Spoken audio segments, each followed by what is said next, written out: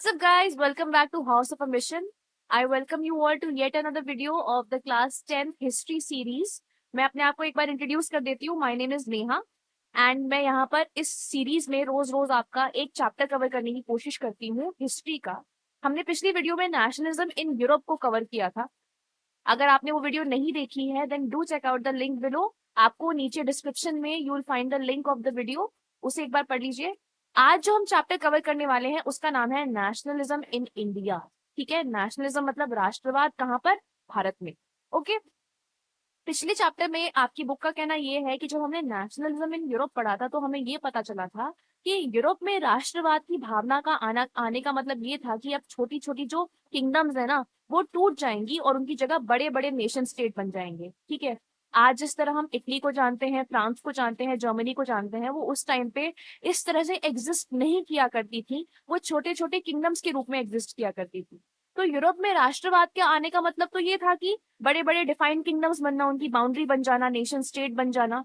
But India में nationalism यानी राष्ट्रवाद की भावना के आने का मतलब ये था कि लोगों की जो अंडरस्टैंडिंग है ना अपने बारे में कि वो कौन है, क्या क्या बातें हैं जो उनको उनकी आइडेंटिटी को डिफाइन करती हैं. ठीक है, और उनके देश के बीच में क्या रिलेशन है, वो सारा का सारा बदल गया था. लोगों के पास एक नई आइडेंटिटी आ गई थी. ठीक है, उनको ये पता चलने लगा था कि वो क्या बातें हैं जो उनकी आइडेंटिटी को डिफाइन करती हैं, कि वो इंडियन है, उनका एक अलग कल्चर है जो कि वेस्ट से अलग है, वेस्ट इसे मतलब इंफीरियर बताने की कोशिश कर रहा है. और लास्टली लोगों को इस नेशनलिज्म की फीलिंग के कारण एक सेंस ऑफ बिलोंगिंग मिल गया था. सेंस ऑफ बिलोंगिंग मतलब क्या? कि हम इस कंट्री से बिलोंग करते हैं. ठीक है, there is a country name India and we are the citizen of that country, right. और इन सब में जिन चीजों ने मदद करी थी या फिर इन चीजों की वजह से जो नई नई बातें सामने आई थी वो क्या थी? नए सिंबल्स बाहर आए थे, एक नया फ्लैग आना. ठीक है, नए आइकॉन्स, नए सॉन्ग्स जिनकी मदद से राष्ट्रवाद की फीलिंग जो थी लोगों के दिमाग में जन्म लेती है और वो आगे बढ़ती है. ठीक है, बट यहाँ पर फाइनली जो क्वेश्चन ये पूछा जा रहा है वो ये है कि ये जो कॉन्शियसनेस थी, मतलब ये जो जागरण था इस फीलिंग का, वो आना कब से स्टार्ट हुआ था? मतलब लोगों को कब से लगने लगा कि हम जो हैं, we fellow Indians are same, हम एक ही हैं और हम सबकी जो फाइट है वो किसी एक के खिलाफ ही है. तो आपकी बुक का कहना है कि ये जो फीलिंग ऑफ नेशनलिज्म है ना, राष्ट्रवाद की फीलिंग, वो एंटी कॉलोनियल स्ट्रगल के दौरान लोगों के दिमाग में जन्म लेना स्टार्ट करती है. एंटी कॉलोनियल स्ट्रगल मतलब जब हम सब ब्रिटिशर्स के खिलाफ लड़ रहे थे तो उस टाइम पे डिफरेंट डिफरेंट सोशल ग्रुप्स के दिमाग में ये फीलिंग आना कि हम सब के ऊपर, हमारे ऊपर एक ऐसी कंट्री रूल कर रही है जो हमारी खुद की नहीं है, और वो हमारी कंट्री में ही आके हमें ही अपने रिसोर्सेज यूज करने से मना करती है और हमारे रिसोर्सेज से होने वाले फायदे को अपनी कंट्री ले जाती है वापस. ये जो फीलिंग थी, ये जो हरासमेंट, ये जो नाइंसाफी की फीलिंग थी, वो हर एक सोशल ग्रुप के दिमाग में थी. हाँ, डिफरेंस इतना था कि हम सबका आइडिया ऑफ फ्रीडम अलग अलग था. इसके लिए कुछ और आइडिया फ्रीडम हो सकती है, इसके लिए फ्रीडम कुछ और हो सकती है. बिजनेसमैन के लिए फ्रीडम ये हो सकती है कि क्या नाम है, गवर्नमेंट जो है वो थोड़ा कंट्रोल कम कर दे बिजनेस के ऊपर ना, और फार्मर्स के ऊपर बिजनेस मतलब फ्रीडम का आइडिया ये हो सकता है कि रेवेन्यूज कम हो जाए. भले ही हम सबका idea of freedom different different था, बट एक फीलिंग जो थी वो कॉमन थी. वो क्या थी? कि हम सब के ऊपर अनफेयरली रूल किया जा रहा है बाय द ब्रिटिश गवर्नमेंट. इसी कॉन्शियसनेस को कांग्रेस गांधी जी के अंदर एक मास मूवमेंट का फेस देती है. ठीक है, और इसको क्या बना दिया जाता है? Indian national struggle. ठीक है, अगेंस्ट द इंपीरियल रूल. इस चैप्टर में हम ये देखेंगे कि किस तरह से 1920 के दौरान हुई घटनाओं ने इंडिया के स्ट्रगल करने के तरीके को बदला और उसे एक पेस दिया, एक यूनिफाइड पेस दिया, जिसकी मदद से उसने क्या किया है? अपनी फ्रीडम को हासिल किया है. ठीक है, तो without wasting any time, let's move further towards our video.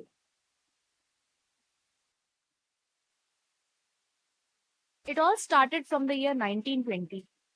ठीक है, बट 1920 की जो सिग्निफिकेंस है वो इसकी कुछ बीते हुए सालों से ही स्टार्ट हो जाती है.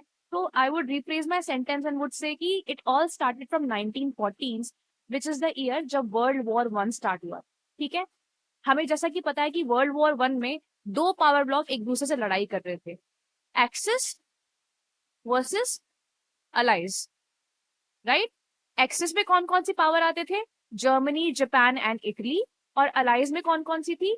आपकी हमारा ब्रिटिश एम्पायर हो गया, साथ साथ यूएस एंड यूएसएसआर, राइट. अब सिंस इस फाइट में, इस वॉर में ब्रिटिश गवर्नमेंट इन्वॉल्व थी, तो इसका मतलब ये था कि इनडायरेक्टली इंडिया भी इस वॉर में इन्वॉल्व हो गई थी। और वॉर की लड़ाई की वजह से इंडिया के अंदर बहुत सारे इकोनॉमिक और पॉलिटिकल चेंजेस आने लगे थे। इकोनॉमिक फ्रंट पे क्या हो गया था, डिफेंस का एक्सपेंडिचर बहुत ज्यादा बढ़ गया। ठीक है, डिफेंस मतलब क्या, जो डिफेंस के सेक्टर की ओर यानी कि आर्मी नेवी इन सब में जो खर्चा हो रहा था वो बहुत ज्यादा बढ़ गया था। ठीक है, और ये जो खर्चा था वो कहाँ से फाइनेंस किया जा रहा था, लोन लेकर। ठीक है, टैक्सेस को बढ़ाकर, कस्टम ड्यूटीज को रेज कर दिया गया था, and last but not the least income tax introduce करवाए गए थे। ठीक है, लोन लिए गए थे, टैक्सेस को इंक्रीज कर दिया गया था, कस्टम ड्यूटीज को रेज कर दिया गया था, एंड फाइनली इनकम टैक्सेस को इंट्रोड्यूस कर दिया गया था। ठीक है, अब सिंस इतना ज्यादा महंगाई हो चुकी है, चीजों के दाम बढ़ते जा रहे हैं, तो बुक में ये लिखा है कि 1913 से लेकर 1918 तक का जो समय था ना, वो काफी ज्यादा इकोनॉमिक हार्डशिप का था। ठीक है, लोगों के लिए अपनी रोज रोज की लाइफ को गुजारना बहुत ज्यादा मुश्किल होता जा रहा था। और इस पे एडिशन क्या था, इस पे एडिशन ये था कि जो ब्रिटिश गवर्नमेंट थी वो रूरल एरिया एरिया में, मतलब कि गांव गांव में जा जाकर वहां के परिवारों से फोर्सेबली लोगों को आर्मी में भर्ती करती थी। ठीक है, क्या करती थी, फोर्स रिक्रूटमेंट करती थी। तो एक तरह से गांव में जो है वो गुस्सा बढ़ता जा रहा है, किसके लिए, ब्रिटिश गवर्नमेंट के लिए। एंड इसके बाद 1918 से 1920 के सालों में ये देखा गया कि इंडिया के बहुत सारे राज्यों में क्या होता है, फसलें जो होती है ना वो फेल हो जाती है, मतलब खराब हो जाती है, जिसके परिणाम स्वरूप, जिसके रिजल्ट के तौर पे क्या होता है, खाने की शॉर्टेज होने लगती है। देखा ये जाता है हिस्ट्री में बहुत बार कि जब भी शॉर्टेज ऑफ फूड होती है, या फिर आप कह लीजिए एक तरह से जब हमारी क्रॉप्स फेल होती है ना, उसके साथ साथ एपिडेमिक भी बहुत बार आ जाता है। ठीक है, मतलब यहाँ पर आपकी भुखमरी स्टार्ट हुई है, भुखमरी के साथ साथ क्या आ गई, महामारी भी आ गई। इन दोनों की वजह से साल 1921 में हुए सेंसस से हमें पता चलता है क्या, कुल मिला के 12 से 13 मिलियन लोग जो होते हैं वो इन दोनों की वजह से मर जाते हैं। ठीक है, यहाँ पर भी लोगों को लगा कि शायद शायद जो हमारी हार्डशिप है, जो मुश्किलें हैं, वो यहाँ पर आके खत्म हो जाएंगी, बट ऐसा नहीं था। आने वाले कुछ सालों में ये हार्डशिप जो थी वो डबल होने वाली थी, बट दिलासा ये था कि हमारी जो नई पॉलिटिकल लीडरशिप है, जो नए लीडर्स आएंगे, वो हमारे इस गुस्से को एक वेंट देंगे। ठीक है, एक चैनल देंगे हमारे गुस्से को एक्सप्रेस करने का और ब्रिटिश गवर्नमेंट के खिलाफ फाइट करने का। ठीक है, तो आइए इस लीडरशिप के बारे में पढ़ते हैं। सबसे पहले मैं बात करूंगी मोहनदास करमचंद गांधी, जिन्हें हम महात्मा गांधी भी कहते थे। Mahatma Gandhi Indian political system के सीन में 1915 से नजर आने स्टार्ट होते हैं। ठीक है, इससे पहले, यानी इससे पहले वो कहाँ थे, 1915 से पहले पहले वो साउथ अफ्रीका में जो थे, वो साउथ अफ्रीका में रह रहे थे, और वहां पर वो एक रेशियल रजीम के खिलाफ लड़ाई कर रहे थे। ठीक है, रेशियल रजीम क्या था, लोगों की एथनिसिटी के बेसिस पे उनके साथ डिस्क्रिमिनेशन करना। वहां पर रह रहे इंडियंस के साथ बहुत डिस्क्रिमिनेशन होता था, वहां पर रह रहे ब्लैक्स के साथ व्हाइट पीपल बहुत ज्यादा डिस्क्रिमिनेशन करते थे। तो इसके खिलाफ वो क्या कर रहे थे, फाइट कर रहे थे। बट उस उनकी फाइट करने का तरीका बहुत ही डिफरेंट। उनकी फाइट करने का मतलब फिजिकल फोर्स यूज करना कभी नहीं था। क्या नहीं था, फिजिकल फोर्स यूज करना कभी नहीं था। It was all about not using violence. ठीक है, उनके फाइट करने के तरीके को हम क्या कहते थे, उनके फाइट करने के तरीके को सत्याग्रह कहा जाता था। क्या कहा जाता था, सत्याग्रह। अगर आपसे क्वेश्चन आता है एग्जाम में दैट व्हाट इज सत्याग्रह, तो आप बोलोगे it is a novel method of mass agitation. ठीक है, एक नया तरीका था लोगों के आंदोलन का, जन आंदोलन का। ठीक है, नोवेल मेथड मतलब क्या, एक नया तरीका। अगर आपसे एग्जाम में ये पूछ दिया जाए कि थोड़ा और इलाबोरेट करिए कि what this idea of satyagraha emphasise, तो आप ये कहेंगे कि जो सत्याग्रह का ये जो विचार था ना, ये जो आइडिया था, उसके कहने का मतलब ये था कि आपको सत्य यानी ट्रूथ के पावर को पहचानना होगा। ठीक है, पहला पॉइंट, ट्रूथ के पावर को पहचानिए। और दूसरा, सत्य को ही ढूंढिए, हर जगह सच्चाई ढूंढने की कोशिश करिए। ठीक है, सत्याग्रह के मुताबिक अगर आपकी जो लड़ाई की वजह है वो सच्ची है, ठीक है, और अगर आपकी जो लड़ाई है यानी आपकी जो स्ट्रगल है वो नाइंसाफी के खिलाफ है, इनजस्टिस के खिलाफ है, तो आपको फिजिकल फोर्स यूज करने की कोई भी जरूरत नहीं है उसके खिलाफ जो आपके ऊपर अत्याचार कर रहा है। ठीक है, आप उसे बिना बदला लिए और बिना उसके साथ गुस्सा या फिर मारपीट के भी आप अपनी बैटल को जीत सकते हैं। ठीक है, किस टूल के जरिए, नॉन वायलेंस के टूल के जरिए। समझ में आया, नहीं समझ में आया होगा। इसका असल मतलब ये है, गांधी जी का कहना ये था कि आपको यानी एक सत्याग्रही को क्या करना है, सिंपली अत्याचार करने वाले के मन को ये दिखाने की कोशिश करना है कि वो आपके साथ गलत कर रहा है। यहाँ पर कॉन्शियस शब्द का यूज हुआ है। कॉन्शियस मतलब ये होता है, कॉन्शियस शब्द का मतलब होता है कि मतलब है मॉरल कंपस। हम सब, हर एक ह्यूमन के दिमाग में, हर एक ह्यूमन के अंदर एक मॉरल कंपस होता है, ठीक है, एक ऐसा कंपस जो आपको सही और गलत के बीच में डिफरेंस बताता है। लोगों को डिसाइड करना होता है उनको कौन सा स्टेप चूज करना है, सही चूज करना है कि गलत चूज करना है, वरना सब पता सबको होता है कि क्या सही है क्या गलत है, ठीक है। तो गांधी जी का ये करना था कि अगर किसी तरह से सत्याग्रही अपने ऑपरेसर को ये दिखाने में कामयाब हो जाए कि वो जो कर रहा है वो गलत है, तो उसे फोर्स का यूज नहीं करना पड़ेगा। बिना वायलेंस के भी वो क्या करेगा, अपनी फाइट जीत जाएगा, क्योंकि एक बार अगर ऑपरेसर ये देख ले कि वो गलत कर रहा है लोगों के साथ, तो वो खुद ब खुद अत्याचार करना छोड़ देगा, ठीक है। महात्मा गांधी का कहना ये था कि पूरे के पूरे इंडिया को यूनाइट किया जा सकता है सिर्फ एक धर्म के थ्रू, और वो धर्म क्या था, नॉन वायलेंस का धर्म।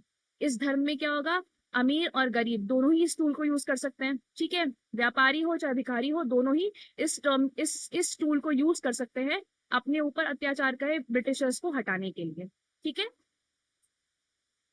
इसी आइडिया को लेकर महात्मा गांधी क्या करते हैं, सबसे पहले एक्सपेरिमेंटेशन के तौर पे इस आइडिया को अप्लाई करते हैं, ठीक है। तीन अलग अलग देश के तीन अलग अलग हिस्सों में, दो तो एक ही जगह पर है, वो इस मेथड को, इस नॉवल मेथड को अप्लाई करते हैं और देखते हैं कि वो सक्सेसफुल हो पाते हैं कि नहीं हो पाते हैं। सबसे पहले सत्याग्रह महात्मा गांधी कहाँ पर करते हैं, बिहार में करते हैं। कहाँ पर करते हैं, बिहार में। बिहार में एक डिस्ट्रिक्ट है जिसका नाम है चंपारण, ठीक है। चंपारण में इंडिगो प्लांटेशंस में काम कर रहे पेजेंट्स के साथ बहुत बुरा हो रहा था। ये कब की बात है, ये 1916 की बात है, ठीक है। तो वहां पर काम कर रहे मजदूरों के साथ बहुत बुरा हो रहा था, ठीक है। कौन बुरा कर रहा था, प्लांटर्स बुला कर रहे थे। तो उनको बचाने के लिए महात्मा गांधी बिहार के चंपारण में सबसे पहले ये सत्याग्रह का मेथड यूज करते हैं, ठीक है।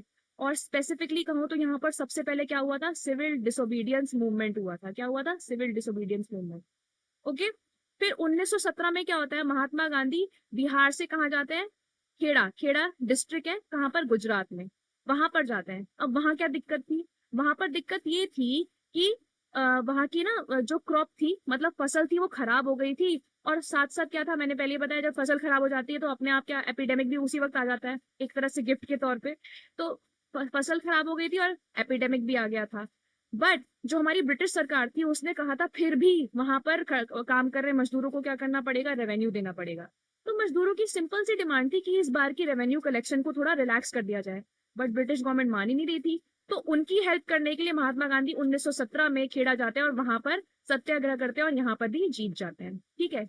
लास्टली वो गुजरात के अहमदाबाद शहर में जाते हैं और वहां पर क्या करते हैं, जो मिल वर्कर्स होते हैं ना, कॉटन मिल वर्कर्स, उनके लिए सत्याग्रह करते हैं, उनकी वेजेस बढ़वाने के लिए, ठीक है। और वहां पर वो जीत जाते हैं, ठीक है। इन तीनों जगह सक्सेस पाने के बाद महात्मा गांधी का जो कॉन्फिडेंस है वो इतना बढ़ जाता है, उनको लगता है, उनको ये एहसास होता है, नॉट लगता है, उनको एहसास होता है कि ये सत्याग्रह का मेथड जो है वो रियली वर्क करता है। इसीलिए वो अब मन बनाते हैं कि अब वो ये जो सत्याग्रह का मेथड है ना, वो नेशन वाइड, पूरे देश भर में इसको एक बार यूज करेंगे, ठीक है। और उनको सिर्फ और सिर्फ एक मौके की जरूरत थी इसको अप्लाई करने के लिए, और महात्मा गांधी को वो मौका मिला, ठीक है। किसके रूप में, रोलैक्ट एक्ट के रूप में। ये कब की बात है, 1919 की। आपके पेपर में एक डायरेक्ट क्वेश्चन आएगा, व्हाट इज रोलैक्ट एक्ट, ठीक है। तो हम यहाँ पर ये जान लेते हैं कि रोलैक्ट एक्ट का मतलब क्या था, कौन इसे लेके आया था, ठीक है।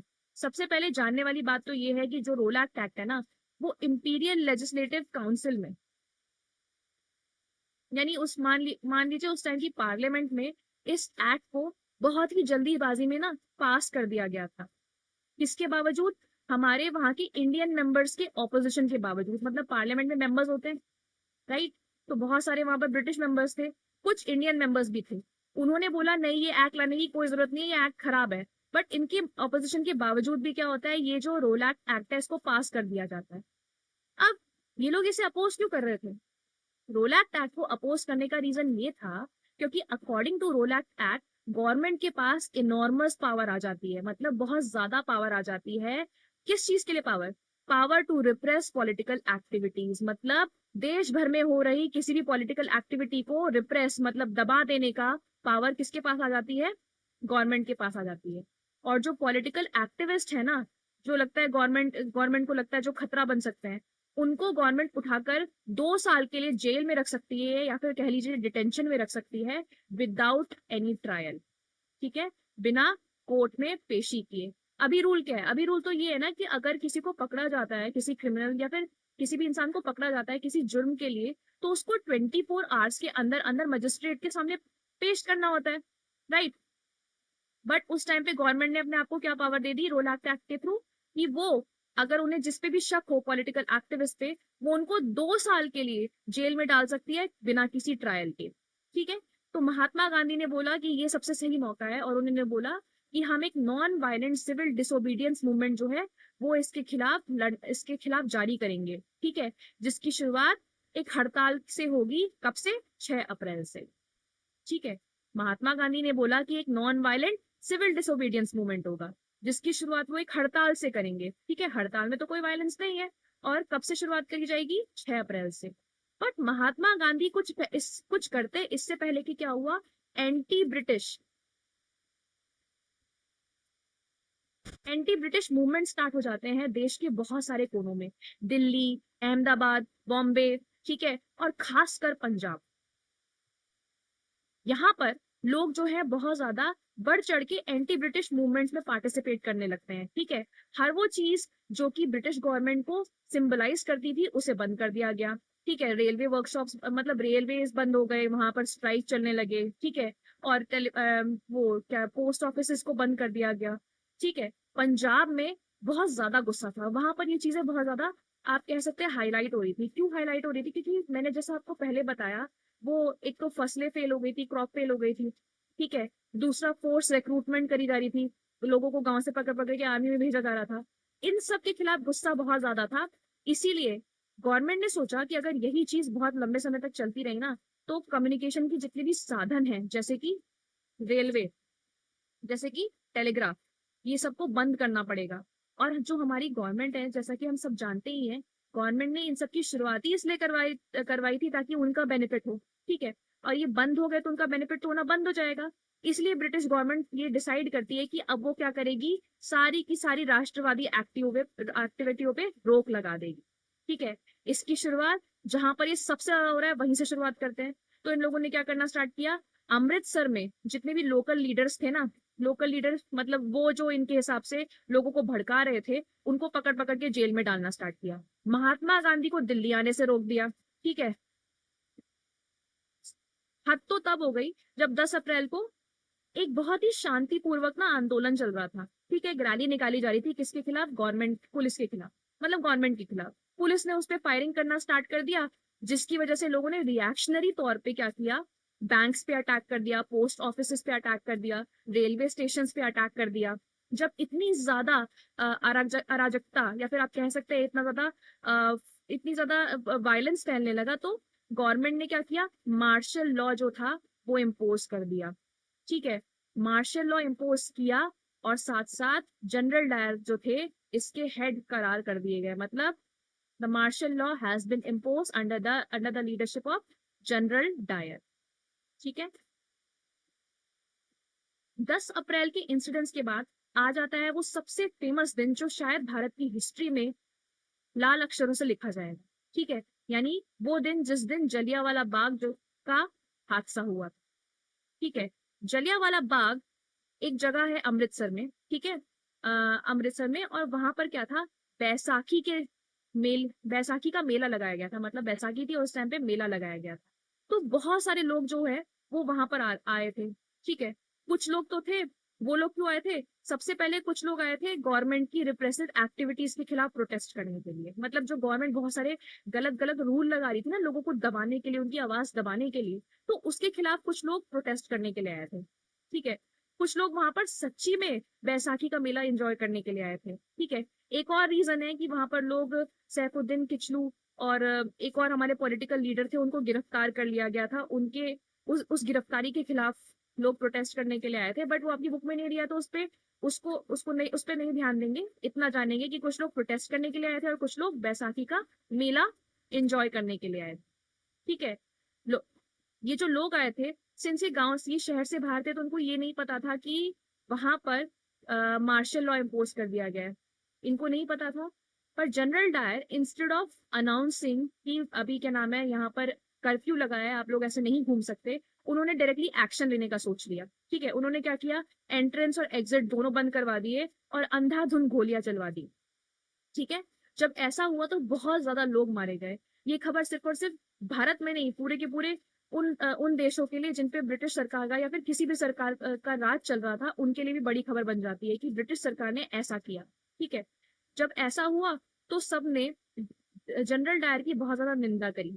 ठीक है, और एक कमेटी बैठाई गई और जब डायर से पूछा गया कि आपने ऐसा क्यों किया, ये तो बहुत गलत एक्ट था, तो उन्होंने कहा ये जो उन्होंने कदम लिया वो सिर्फ और सिर्फ एक मॉरल इफेक्ट क्रिएट करने के लिए था। ठीक है, मॉरल इफेक्ट मतलब क्या, लोगों के दिमाग में वो बात बैठा देना चाहते थे कि ब्रिटिश सरकार के खिलाफ ना जाए। ठीक है, उनके खिलाफ कुछ भी करने का नतीजा क्या होता है, वो चाहते थे कि जितने भी सत्याग्रही है ना उनके दिमाग में टेरर बैठ जाए। ठीक है, और वो बहुत ज्यादा सरप्राइज हो जाए। सरप्राइज होने का मतलब यहाँ पर ये भी है कि अंदर से बहुत बड़ा धक्का लगे। ठीक है, जब जलियांवाला बाग का इंसिडेंस हुआ तो लोगों ने इसके रिएक्शन के तौर पे क्या हुआ, लोग सड़कों पे उतर आए। ठीक है, स्ट्राइक्स होने लगी, क्लैशेस मतलब एक दूसरे से भिड़ंत होने लगी, पुलिस के साथ भिड़ंत होने लगी, गवर्नमेंट की बिल्डिंग्स में अटैक होने लगा। तो गवर्नमेंट ने फिर से एक बार कदम उठाया और जितने भी सत्याग्रही थे ना खासकर उनके साथ बहुत बुरा सलूक किया। सत्याग्रही को जितने भी सत्याग्रही थे जो अपने आप को कहते थे कि हम सत्याग्रह करते हैं, उनको बोला गया कि अपनी नाक रगड़ो जमीन पे। ठीक है, सल्यूट करो, जब भी तुम हमें देखो तो सल्यूट करो। मारा गया। ठीक है, और मतलब इतना कर दिया गया कि बहुत सारे लोगों को विलेज से जाना पड़ा। जब इतना सारा वायलेंस फैलता हुआ महात्मा गांधी ने देखा तो उन्होंने क्या किया, मूवमेंट को बंद कर दिया। ठीक है, this is where the first civil disobedience movement was halted. ठीक है, रोका गया।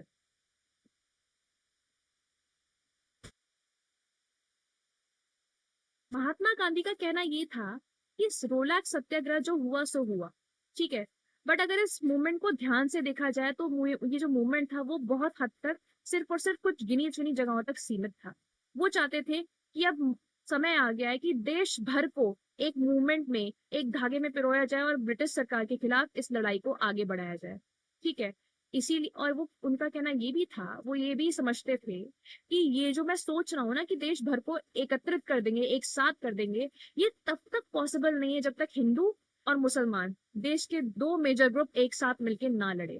ठीक है, वो किसी मौके की फिराक में थे कि कब वो मौका मिले कि मुसलमानों को और हिंदुओं को एक करा जा सके, और उनको वो मौका मिला। किसके रूप में, वर्ल्ड वॉर 1 के रूप में। ठीक है, खबर ये आ रही थी कि वर्ल्ड वॉर 1 में हारने के बाद जो टर्की के हेड है ना, ठीक है, जो जिन्हें हम खलीफा कहते थे, जो टर्की के हेड थे, उन्हें मुस्लिम वर्ल्ड का भी स्पिरिचुअल लीडर कहा जाता था।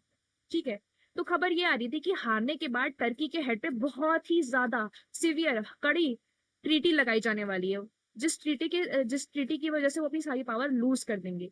तो उनकी पावर्स को बचाने के लिए इंडिया के जितने भी मॉमडम्स थे उन्होंने कदम उठाना स्टार्ट किया और एक कमेटी बनाई जिसका नाम क्या रखा गया, खिलाफत कमेटी। ठीक है,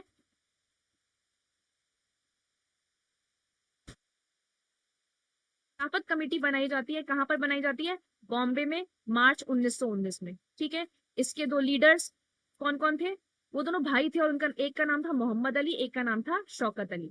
ठीक है, मोहम्मद अली और शौकत अली के साथ महात्मा गांधी डिस्कशन करते हैं और इस बात पर डिस्कशन होता है कि क्या हम एक यूनिफाइड मास एक्शन मतलब एक यूनिफाइड मूवमेंट बना सकते हैं इस इशू को रिजोल्व करने के लिए। गांधी जी की सोच के मुताबिक तो ये मौका था जिसमें हम क्या कर सकते हैं, मुसलमानों और हिंदुओं को एक साथ लेके आ सकते हैं। ठीक है, तो महात्मा गांधी के ऊपर दो जिम्मे थे।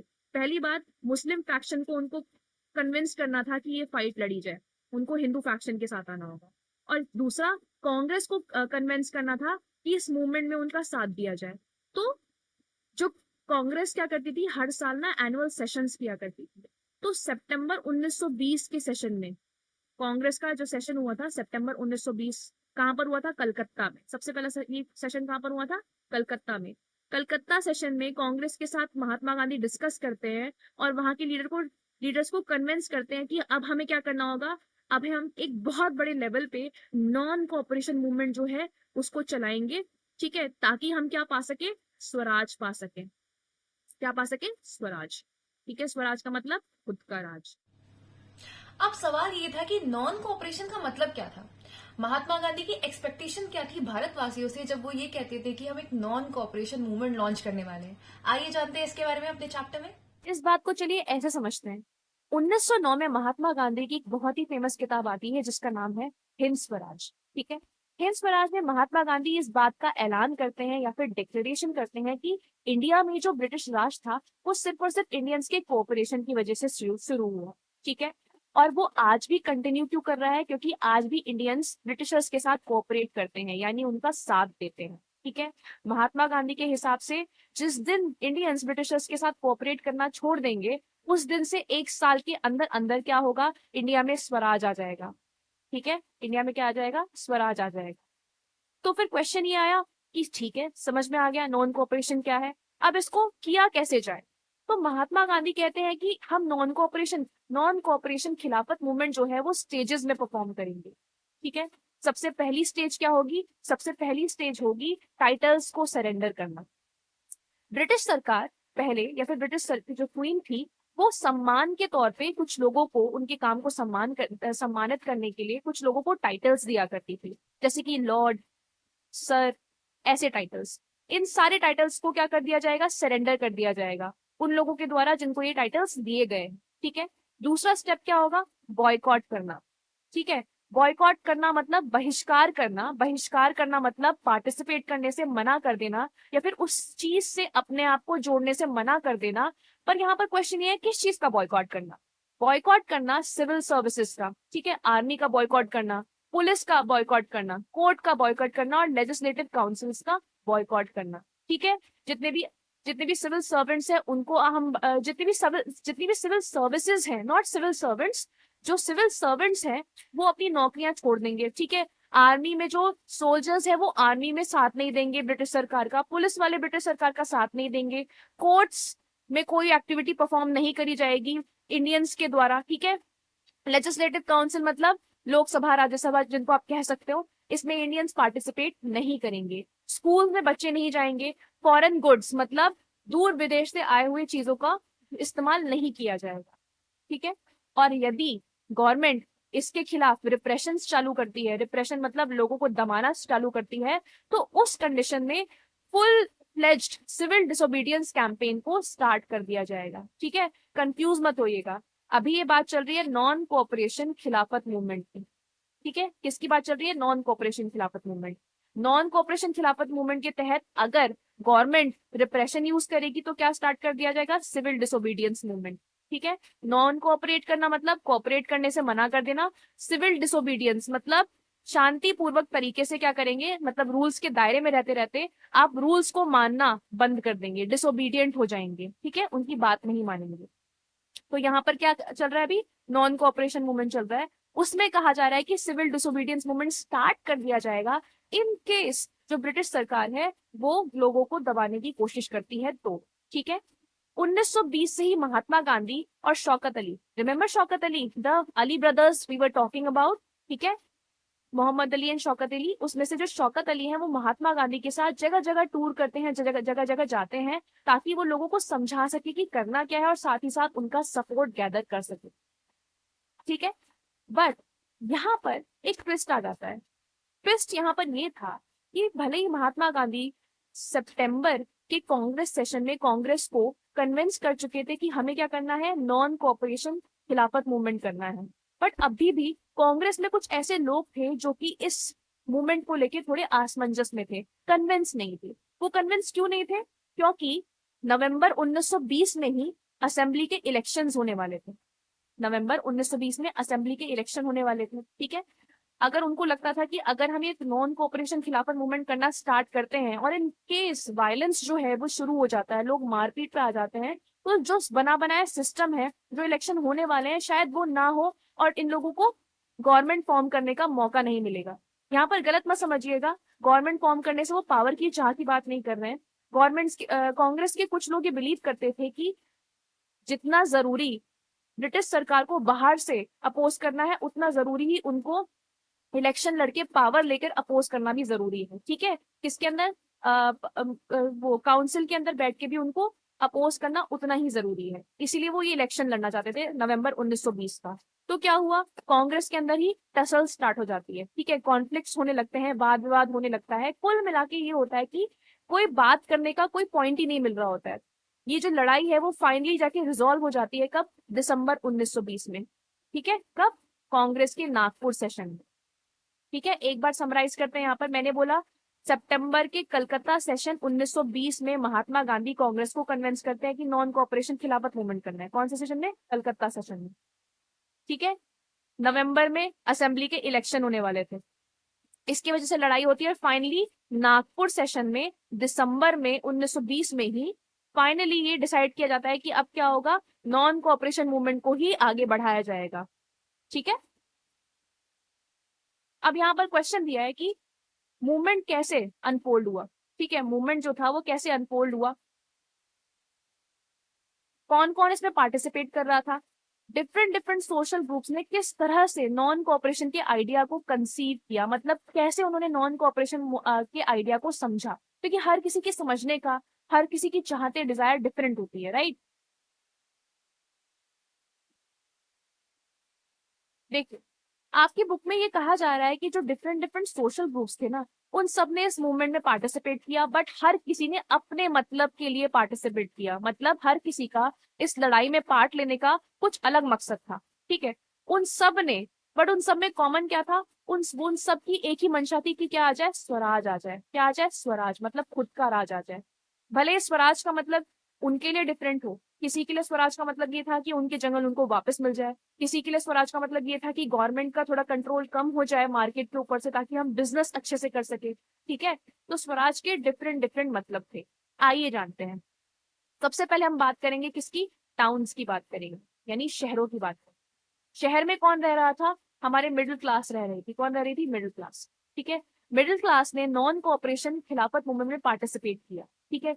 मिडिल क्लास के पार्टिसिपेट करने का मतलब ये था कि बहुत सारे स्टूडेंट्स क्या करेंगे, वो गवर्नमेंट स्कूल को छोड़ देंगे, ठीक है।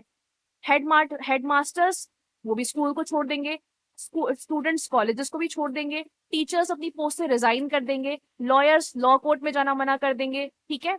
और फाइनली काउंसिल इलेक्शंस को भी बॉयकॉट कर दिया जाएगा। बॉयकॉट करना मतलब उसमें पार्टिसिपेट नहीं किया जाएगा, बहिष्कार कर दिया जाएगा, ठीक है।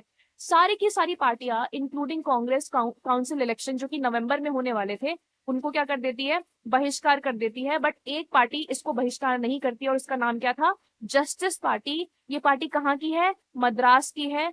जस्टिस पार्टी क्यों काउंसिल इलेक्शन का बहिष्कार नहीं करती, बॉयकॉट नहीं करती, क्योंकि जस्टिस पार्टी जो थी ना, वो नॉन ब्राह्मण्स की थी। किसकी थी, नॉन ब्राह्मण्स, ठीक है। उनके हिसाब से उनके लिए ये सबसे सही मौका था पावर को पाने का, जो उनके पास हार्डली कभी आई थी पहले। उनके उनके हिसाब से क्या था, उनकी कॉन्शियसनेस में क्या था कि पावर पहले से ब्राह्मण्स के पास रहती थी, काउंसिल इलेक्शन को लड़के वो उस पावर को पा सकते थे, तो इसलिए उन्होंने काउंसिल इलेक्शंस को बॉयकॉट नहीं किया, ठीक है। ये थी टाउन्स में मिडिल क्लास का। इकोनॉमिक फ्रंट पे क्या हुआ, इकोनॉमिक फ्रंट मतलब बिजनेस ट्रेडर्स, ये कैसे रिस्पॉन्ड कर रहे हैं। सबसे पहले तो ये जानिए कि इकोनॉमिक फ्रंट पे जो इसका असर था ना नॉन कोऑपरेशन मूवमेंट का, वो बहुत ही ज्यादा ड्रामेटिक था, मतलब ऐसा सोचा नहीं था बट ऐसा हो गया।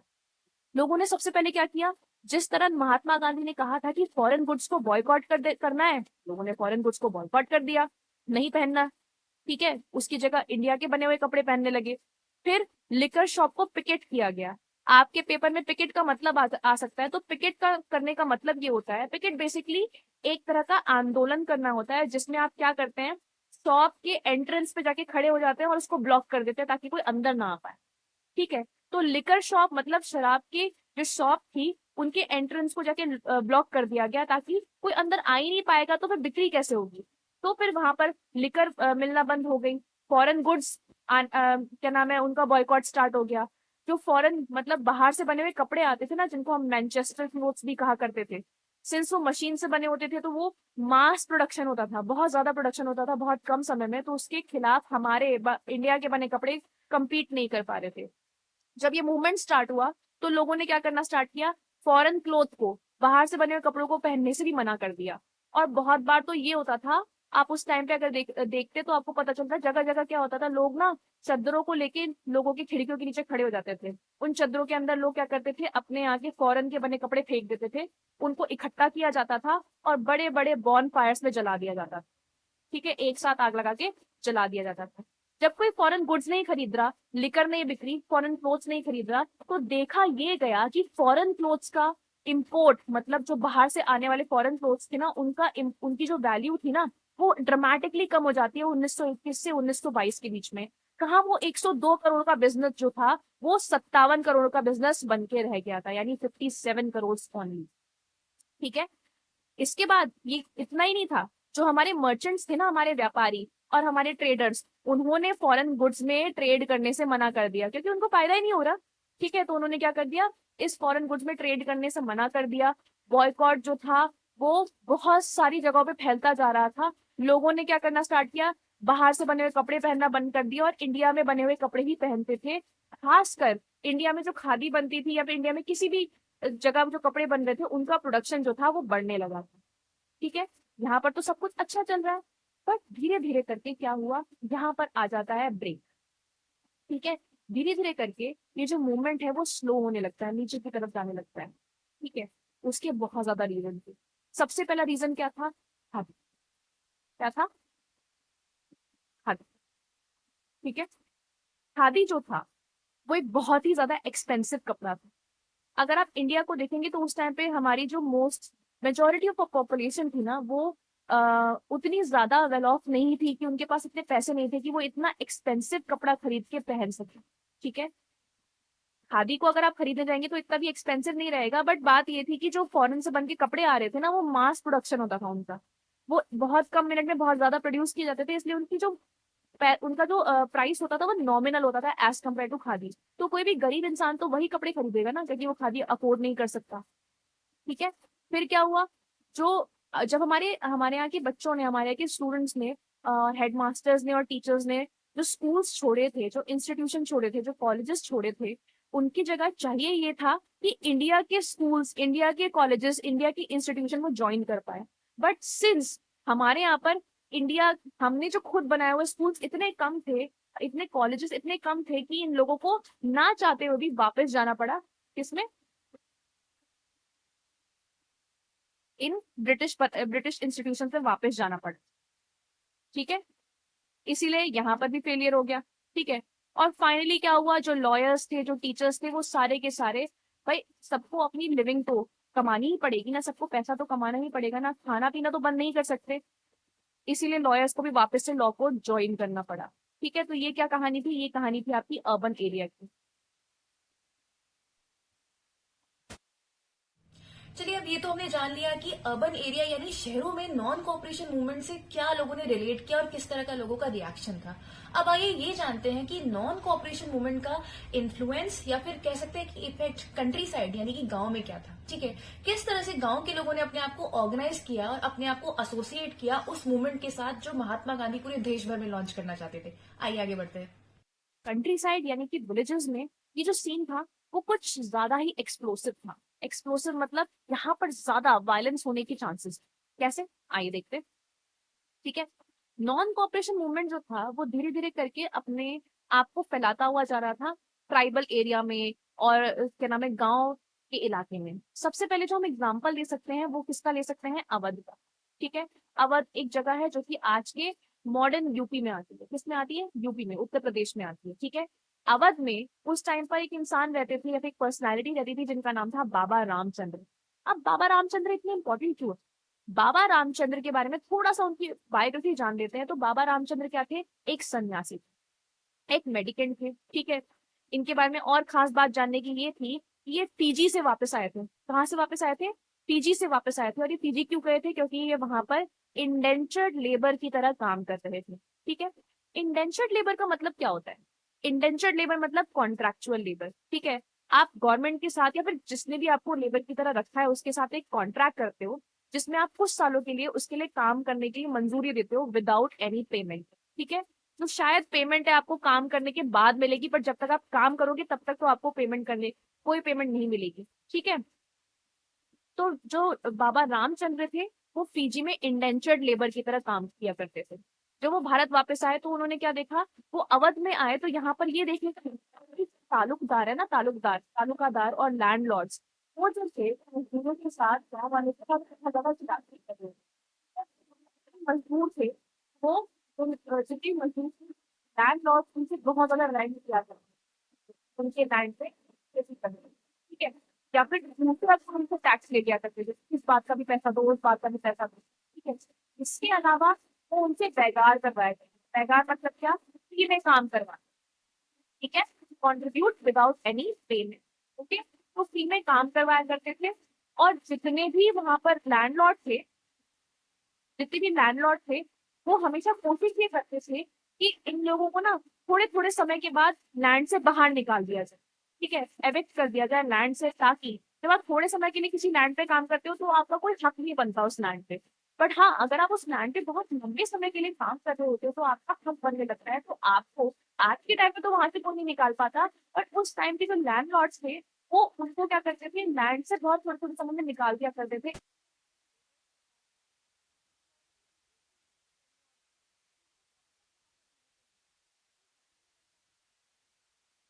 लेबर्स की जो डिमांड थी वो बहुत ही सिंपल था। उनकी सबसे बड़ी डिमांड क्या थी कि जो रेवेन्यू उनसे लिया जा रहा है उसमें रिडक्शन हो जाए, उसे थोड़ा कम कर दिया जाए, ठीक है। दूसरी डिमांड क्या थी, दूसरी डिमांड थी बेगार मिटा दिया जाए। तो फ्री में काम करवाया जाता है ना, उसे हटाकर, ठीक है। और इन सब जिस तरह से लैंडलॉर्ड मतलब कि जितने भी बड़े बड़े लोग थे, तालुकादार थे, जो जितना जैसे बिहेव किया करते थे, नाइंसाफी किया करते थे, उसका वो बॉयकॉट करना चाहते थे, बहिष्कार करना चाहते थे। इसीलिए बाबा रामचंद्र की लीडरशिप के अंदर इन सब कुछ स्टार्ट हुआ। और इन सबको स्टार्ट करने में सबसे पहले क्या किया गया था, नाई देश योगी बंद, ठीक है। नाई योगी बंद का मतलब क्या होता है, नाई की सर्विस मतलब बार्बर की सर्विस, और वो मतलब बहुत सारी की सर्विस वो इन बड़े बड़े लैंडलॉर्ड्स को देना बंद कर दिया था, ठीक है। पंचायत ने ये फैसला किया कि लैंडलॉर्ड्स को नाई और धोबी की सर्विसेज नहीं दी जाएगी। तो इस बारे में जब इतने बड़े मूवमेंट के बारे में कांग्रेस को पता चलता है तो 1920 में जवाहरलाल नेहरू अवध आते हैं, ठीक है। और वहां पर क्या करते हैं, वहां के लोगों के, वहां के गांव वालों की जितनी भी शिकायतें हैं उनको समझने की कोशिश करते हैं, ठीक है। जून में जवाहरलाल नेहरू आते हैं, अक्टूबर तक क्या होता है कि जो मूवमेंट होता है वो बड़ा हो जाता है, ठीक है। बाबा रामचंद्र और जवाहरलाल नेहरू क्या करते हैं, एक सभा ऑर्गेनाइज करते हैं जिसको हम बोलते हैं बुद्ध किसान सभा। क्या ऑर्गेनाइज करते हैं, बुद्ध किसान सभा है। एक महीने के अंदर अंदर इसकी 300 क्रांति हो जाती है, क्रांति हो जाती है 300। जवाहरलाल नेहरू चाहते थे कि इसी तरह के मूवमेंट को वो नॉन कॉपरेटिव मूवमेंट के अंदर तब करके इस चीज को बड़ा कर सकते थे और दूसरे को फैलाने की कोशिश करते। बट मसला ये था कि जिस तरह से ये मूवमेंट अनफोल्ड हो रहा था, आगे की तरफ फैलता हुआ जा रहा था, फिर आगे खुलना स्टार्ट हो रहा था, वो वैसा नहीं था जैसा कांग्रेस चाहती थी, ठीक है। ये मूवमेंट अब वायलेंट हो रहा है। जो पेरेंट्स थे, ठीक है, वो क्या करते थे, वो तालुकादार और मर्चेंट घरों को लूट लिया करते, ठीक है। और जितना उनके गोडाउन से जितना भी ग्रेन मिलता उन सबको निकाल निकाल के फ्री में डिस्ट्रीब्यूट कर दिया जाता। और इन सबको करते हुए गांधी जी का नाम इन्वोक किया जाता कि गांधी जी ने कहा है ऐसा करने के लिए, ठीक है। और गांधी जी ने उन्हें क्या बोला, गांधी जी ने बोला कि ऐसे लोगों को जो हमारे को बैठा है और साथ ही साथ कोई टैक्स पे करने की जरूरत नहीं है, ठीक है। और जो लैंड है उसको वापस से हम रीडिस्ट्रीब्यूट कर देंगे, किसी के पास भी ज्यादा लैंड नहीं रहेगा, सबको इक्वली रीडिस्ट्रीब्यूट कर दिया जाए, ठीक है। इन सब को करते हुए महात्मा गांधी का नाम लिया जा रहा था, ठीक है, ताकि जो सारे एक्शन है ये लोगों को राइट लगे, रॉन्ग ना लगे, ठीक है। ये तो थी अवध की बात। उसी जगह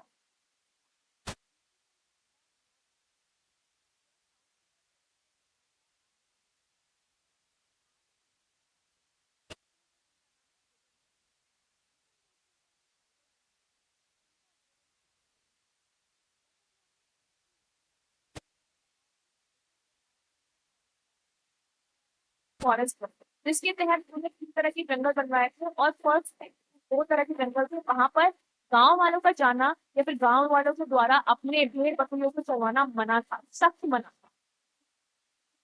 तो उधम हिल्स की रहने वाले ट्राइबल थे, उनके साथ भी यही लॉ अप्लाई किया गया, ऐसा लॉ अप्लाई किया गया तो उनको लगने लगा कि उनका पुश्तैनी हक उनसे छीना जा रहा है। ठीक है, क्या किया जा रहा है, उनका उनसे पुश्तैनी हक छीना जा रहा है। ठीक है, और चलिए ये किस्सा तो ठीक है, इसके साथ साथ ब्रिटिश गवर्नमेंट यहाँ पर भी नहीं रुकी।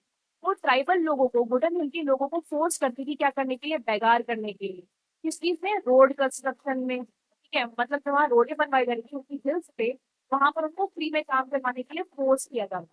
ठीक है, तो लोगों को लगने लगा ये तो गलत है, इसके खिलाफ उनको वॉर करने लगे, वॉर करना पड़ेगा। तो वो जब भी वॉर करते थे या फिर ब्रिटिश सरकार को अपोज करते थे तो वो गुरिल्ला वॉरफेयर का यूज करते थे। गुरिल्ला वॉरफेयर का मतलब कुछ नहीं होता है, एक मतलब बेसिकली खुफिया अटैक करना, छोटी छोटी टुकड़ियों में अटैक करना, सामने वाले को पता नहीं चल पाएगा, आप कभी भी अटैक कर देंगे। ठीक है, इसी क्या बोलते हैं, गुरिल्ला वॉरफेयर। इसी में इस मूवमेंट को चार चांद लगा देते हैं अलूरी सीताराम राजू। ठीक है, अलूरी सीताराम राजू इस लड़ाई में एकदम से आ जाते हैं और वो क्या करते हैं, गांव वालों को ये दिलासा दिलाते हैं कि विश्वास दिलाते हैं कि उनके पास क्या है, स्पेशल पावर। क्या है, स्पेशल पावर। वो सच्ची सच्ची भविष्यवाणी कर सकते हैं, एस्ट्रोलॉजिकल प्रेडिक्शन। ठीक है, लोगों को ठीक कर सकते हैं। अगर उनको गोली मार दी जाए तो वो उस चीज को सह जाएंगे और फिर भी बच के निकल जाएंगे। ठीक है, लोग राजू से इतना ज्यादा इंस्पायर हो गए कि कुछ लोगों ने तो इनको भगवान का ही एक नया जन्म घोषित कर दिया। ठीक है, लोग जो सीताराम अलूरी राजू थे, वो हमेशा गांधी जी की ग्रेटनेस के बारे में बहुत बात करते थे। वो लोगों को, यदि गुजर हिंद लोगों को ये बोलते थे कि हमें भी नॉन कॉपरेशन मूवमेंट में पार्टिसिपेट करना है। ठीक है? हमें भी क्या करना चाहिए, खादी पहनना स्टार्ट करना चाहिए, पीना छोड़ देना चाहिए, लिकर ड्रिंकिंग छोड़ देनी चाहिए। बट उनके बीच में और गांधी जी के बीच एक ही कंटेंशन का पॉइंट था, वो ये था, गांधी जी जहाँ कहते थे नॉन वायलेंस, वहां पर सीताराम अंग्रेजी वायलेंस के बिना तो फ्रीडम नहीं मिलती, वायलेंस करना बहुत जरूरी है। ये एक रास्ता देते हैं। ब्रिटिशर्स इस मूवमेंट से इतने परेशान हो जाते हैं कि वो लोग क्या करना स्टार्ट कर देते हैं, गुरिल्ला वॉरफेयर के खिलाफ कदम उठाना स्टार्ट करते हैं। और सीताराम जो अलूरी राजू है वो, मतलब जब वो भाग गए थे तो 1924 में उनको फाइनली पकड़ लिया जाता है और उनको मार दिया जाता है। उनके मर जाने के बावजूद सीताराम अलूरी राजू जो है वो एक फोक हीरो बन जाते हैं। मतलब आने वाली लोग गाथाओं में लोग इनको याद रखते हैं किस वजह से, एक वीर था जिसने हमारे यहाँ की लड़ाई को लड़ने का सबको साहस दिया। ठीक है, ये थी आपकी किसकी, हिल पीपल की बात, ट्राइबल पीपल की बात। हमने अर्बन की बात कर ली। अब हम बात करेंगे किसके बारे में, असम में हो रहा है प्लांटेशन वर्कर्स के फ्रीडम स्ट्रगल। ठीक है, under the act inland emigration act 1859। ठीक है, इंडियन एमिग्रेशन एक्ट के तहत जितने भी लोग प्लांटेशन के अंदर काम कर रहे हैं वो बिना परमिशन के प्लांटेशन से बाहर नहीं निकल सकते थे। ठीक है, और ये जो परमिशन थी प्लांटेशन से बाहर निकलने की वो कभी नहीं मिली। यही एक्ट लागू था जहाँ पर असम में लागू था, जहाँ पर बहुत बड़े बड़े टी के प्लांटेशन। ठीक है, वहां पर जितने भी लोग काम कर रहे थे वो उनको उसी कन्फाइंड, मतलब उसी बंधे हुए स्पेस में काम करना पड़ता था, वहीं पर रहना पड़ता था, उनको कभी यहाँ से बाहर निकलने का मौका नहीं मिलता था, under which act, inland emigration act. ठीक है, जब उनको ये पता चलता है कि नॉन कॉपरेशन मूवमेंट स्टार्ट हो गया है, तो वो लोग इस बात के दिलासे पे कि अब गांधी जी का राज आने वाला है, वो लोग सारी की सारी अथॉरिटी को डिफाई करते हैं और प्लांटेशन को छोड़ छोड़ के भागने लगते हैं अपने घर की तरफ। जब वो घर की तरफ जा रहे होते हैं तो रेलवे की स्ट्राइक की वजह से वो रास्ते में ही रुक जाते हैं और वहां पर पुलिस इनको पकड़ लेती है और उनको बहुत मारती है। इस वजह से क्या हुआ, इनका भी जो मूवमेंट था वो फुलफिल नहीं हो पाता। ठीक है, बट देखने वाली बात यहाँ पर ये है कि हर किसी का जो आइडिया ऑफ स्वराज था वो डिफरेंट था। किसी को प्लांटेशन से मुक्ति चाहिए थी, किसी को ताल्लुकदार, किसी को लैंडलॉर्ड से मुक्ति चाहिए थी। अपनी सफरिंग्स को एंड करने के लिए लोगों ने इस मूवमेंट में पार्ट लिया। ठीक है, बट जब भी लोग गांधी जी का नाम लेते थे या फिर स्वतंत्र भारत नारे लगाते थे, तो दोनों ही कंडीशंस में वो जो ये मूवमेंट था ना, नॉन कॉपरेशन मूवमेंट, वो भारत भर ऑल इंडिया नेचर अपना लेता है। क्योंकि पूरे पूरे इंडिया में ही नारे लग रहे हैं।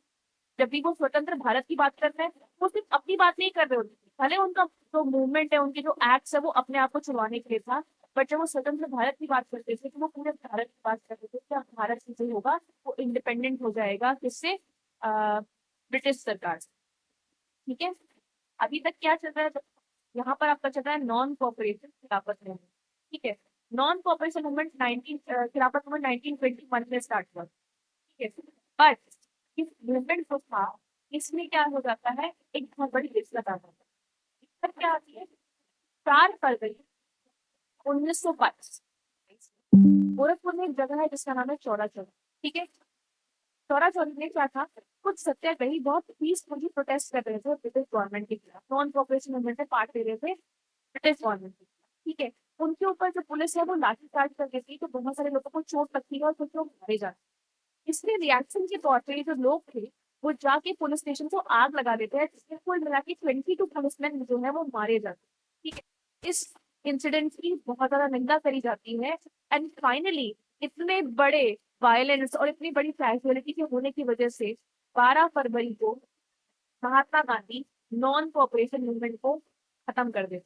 ठीक है, उसे बंद कर देते क्योंकि ये जो मूवमेंट था वो वायलेंट हो गया। ठीक है, यहाँ पर फर्स्ट मूवमेंट जो है हम जो पढ़ रहे थे वो खत्म होता है, जिसका नाम क्या था, नॉन कोऑपरेशन मूवमेंट। ठीक है, एनसीएम।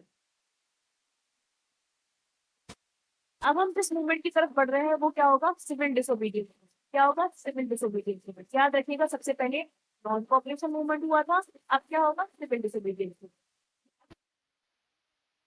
अभी जो थी वो पूरी तरह से इस बात पे कन्विंस हो जाते हैं कि अभी हम तैयार नहीं है किसी ब्रॉड बेस्ड मूवमेंट के लिए। ठीक है, उनका मानना ये था कि सत्याग्रहियों को पहले ट्रेन करने की जरूरत है, क्योंकि जो ज्यादातर मूवमेंट्स वो लॉन्च कर रहे थे वो एंड में आके क्या हो जा रहे थे, वायलेंट हो जा रहे थे। ठीक है, इसलिए उनका क्या मानना था कि हम पहले सत्याग्रहियों को क्या करेंगे, ट्रेन करेंगे, उनको बताएंगे कि किस तरह से स्ट्रगल करनी है, then they would be ready for mass struggle. ठीक है, बट इसके रिएक्शन में या फिर आप कह सकते हैं बैकग्राउंड में क्या था, कांग्रेस के अंदर ना बहुत सारे अलग अलग छोटे छोटे फैक्शंस बन रहे थे, ग्रुप्स बन रहे थे, जिनका महात्मा गांधी की लड़ाई करने के तरीके पे अलग अलग व्यूज थे। ठीक है, कुछ महात्मा गांधी के साथ थे, बट उनमें से कुछ ऐसे भी लोग थे जो ये कहते थे कि मास स्ट्रगल करना तो ठीक है, बट मुझे हमें लगता है कि हमें इलेक्शंस को तो बॉयकॉट नहीं करना चाहिए। और ऐसा मानने वालों में जो सबसे बड़े दो नाम थे वो कौन थे आपके, CR Das and Motilal Nehru. Jawaharlal Nehru नहीं, उनके फादर मोतीलाल नेहरू। ठीक है, क्या था, गवर्नमेंट ऑफ इंडिया एक्ट 1919 के तहत इलेक्शंस, प्रोविंशियल इलेक्शंस मतलब स्टेट्स में काउंसिल के इलेक्शंस होने वाले थे। ठीक है, सीआर दास और मोतीलाल नेहरू क्या करते हैं, कांग्रेस के अंदर ही एक स्वराज पार्टी बना लेते हैं और बोलते हैं कि हम क्या करेंगे, इन इलेक्शंस को फाइट करेंगे ताकि हम गवर्नमेंट के अंदर रह के ब्रिटिश गवर्नमेंट के खिलाफ फाइट कर सके और रिफॉर्म्स लेके आ सके।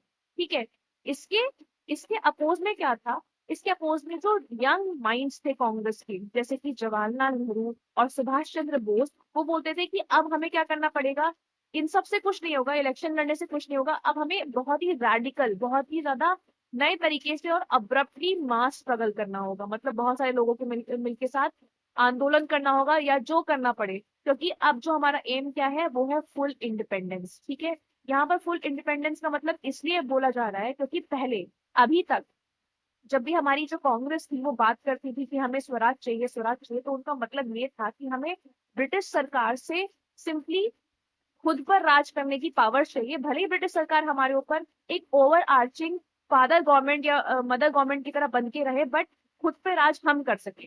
ठीक है, बट जवाहरलाल नेहरू और सुभाष चंद्र बोस का ये कहना था कि नहीं, अब ब्रिटिश सरकार से सारे के सारे कंट्रोल ले लेने हैं और खुद पर खुद ही राज करना है। राइट, तो हमने क्या देखा, यहाँ पर कांग्रेस के अंदर स्वराज पार्टी बनाई गई, किसके द्वारा, CR Das and Motilal Nehru के द्वारा। क्यों, क्योंकि वो चाहते थे गवर्नमेंट ऑफ इंडिया एक्ट 1919 के तहत जो काउंसिल प्रोविंसेस के इलेक्शन होने वाले हैं उनको लड़ा जाए। ठीक है, बट इसके अपोजमेंट में कौन है, जवाहरलाल नेहरू और सुभाष चंद्र बोस, वो क्या बोलते थे, अब हमें एक बहुत बड़ी स्ट्रगल करनी होगी और पूरी की पूरी इंडिपेंडेंस पानी होगी, किससे, ब्रिटिश सरकार से। ठीक है, ये तो था कांग्रेस के अंदर का इशू। ठीक है, बट उस टाइम की इंडियन पॉलिटिक्स को दो बहुत बड़े बड़े टर्न ऑफ द वर्ल्ड या फिर आप कुछ और भी कह सकते हैं, स्टेट कर रहे हैं। ठीक है, सबसे पहला जो दुनिया में आ रहे चेंज था वो क्या था, इकोनॉमिक डिप्रेशन।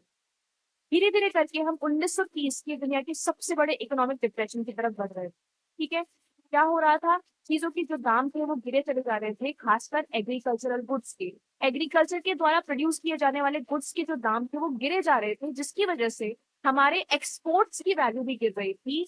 अब जितने मजदूर थे, जितने फार्मर्स थे, उनके लिए बहुत मुश्किल हो रहा था कि जो उन्होंने फसल काटी है उसको किस तरह से पे किया जाए, और उससे जो पैसा उनको मिल रहा था उससे तो रेवेन्यू को बिल्कुल भी पे कर पाना मुश्किल होता जा रहा है। ठीक है, पूरा का पूरा कंट्री साइड इंटरनल ब्रिटिश सरकार की वजह से और इकोनॉमिक फ्रंट पे इन सारे चेंजेस की वजह से बहुत ज्यादा परेशान है। इसी के एडिशन में एक बहुत बड़ा मतलब गिफ्ट के तौर पे क्या होता है, ब्रिटिश सरकार एक कमीशन सेटअप करती है। ठीक है, थोड़ा मैं इसके बारे में आपको बैकग्राउंड में बताना चाहूंगी। जब गवर्नमेंट ऑफ इंडिया एक्ट 1919 आता है, ठीक है, तो सबसे पहले तो वो अनाउंस करता है कि हम प्रोविंशियल इलेक्शन करवाएंगे। दूसरा वो अनाउंस ये करता है कि अब हर 10 साल में एक कमीशन बनाई जाएगी। ठीक है, इस कमीशन का क्या काम होगा, इस कमीशन का काम ये होगा, ये देखना कि जो गवर्नमेंट ने जिस तरह से सिस्टम बना रखा है क्या वो सही चल रहा है, क्या वो सही तरीके से इंडिया को रूल कर पा रहा है, या फिर कोई कमी है तो उसमें कोई सुधार बताएगी। ठीक है, इस कमीशन का गठन कितने साल में होगा, 10 साल में। ठीक है, तो 1919 से 10 साल कितने हो जाते हैं, 29, मतलब 29, 1929 में इस कमीशन को बनना चाहिए। But because of all these movement and all, ये जो कमीशन है वो 2 साल पहले ही बन जाती है। यानी कि 1927 में एक नई कमीशन बनाई जाती है सर जॉन साइमन के अंडर। ठीक है, जिसको हम क्या बोलते हैं, साइमन कमीशन। ठीक है, ये कमीशन किसके द्वारा बनाई गई होती है, ब्रिटेन की टोरी गवर्नमेंट के द्वारा। टोरी मतलब क्या, हमने पढ़ा था पॉलिटिकल पार्टी वाले चैप्टर में कि ब्रिटेन में 2 पार्टी सिस्टम चलता है, जिसमें एक कंजर्वेटिव पार्टी और एक लेबर पार्टी है। तो जो लोग कंजर्वेटिव पार्टी को सपोर्ट करते हैं उनको टोरी कहा जाता है। तो उस टाइम पे जो कंजर्वेटिव पार्टी रूल कर रही थी सर स्टैनली बॉल्डविन के अंडर, वो एक कमीशन का गठन करती है। ठीक है, इस कमीशन के हेड कौन होते हैं, सर जॉन साइमन। ठीक है, 7 लोगों की, 7 मेंबर्स की ये कमीशन होती है, और इसको इंडिया भेजा जाता है कि जाइए देखिए कि वहां का जो गवर्नमेंट सिस्टम है वो अच्छे से फंक्शन कर रहा है कि नहीं कर रहा है, या फिर कोई चेंज करने की जरूरत। ठीक है, जब ये कमीशन इंडिया आती है तो इंडिया के लोग इसका स्वागत, इसको, इसके खिलाफ प्रोटेस्ट करने से करते हैं। ठीक है, फिर क्वेश्चन ये आता है कि लोग जब ये इतना अच्छा काम करने के लिए आ रही है, देखने के लिए आ रही है कि गवर्नमेंट की फंक्शनिंग अच्छी हो रही है कि नहीं हो रही है, तो लोग इसके खिलाफ प्रोटेस्ट क्यों कर रहे हैं। ठीक है, प्रोटेस्ट करने का रीजन ये था, जो 7 मेंबर्स थे ना इसके अंदर, वो सारे के सारे वाइट थे, यानी कि ब्रिटिशर्स थे। There was nobody in the commission who was Indian. ठीक है, इसीलिए इस कमीशन का बॉयकॉट किया जा रहा था, बहिष्कार किया जा रहा था। 1928 में ये कमीशन इंडिया आती है और इसका स्वागत होता है गो बैक साइमन स्लोगन के साथ। ठीक है, इसमें सबसे ज्यादा खुशी की बात ये थी कि इसमें सारी की सारी पार्टीज इस आंदोलन में पार्ट लेती हैं। ठीक है, कांग्रेस पार्ट लेती है, मुस्लिम लीग पार्ट लेती है, सब लोग क्या नाम है, एजुटेशन में पार्ट लेते हैं। ठीक है, जब ये देखा जाता है कि लोग नहीं मान रहे हैं साइमन कमीशन को लेके, तो उस टाइम के जो हमारे वायसरॉय थे ना, सर लॉर्ड इरविन,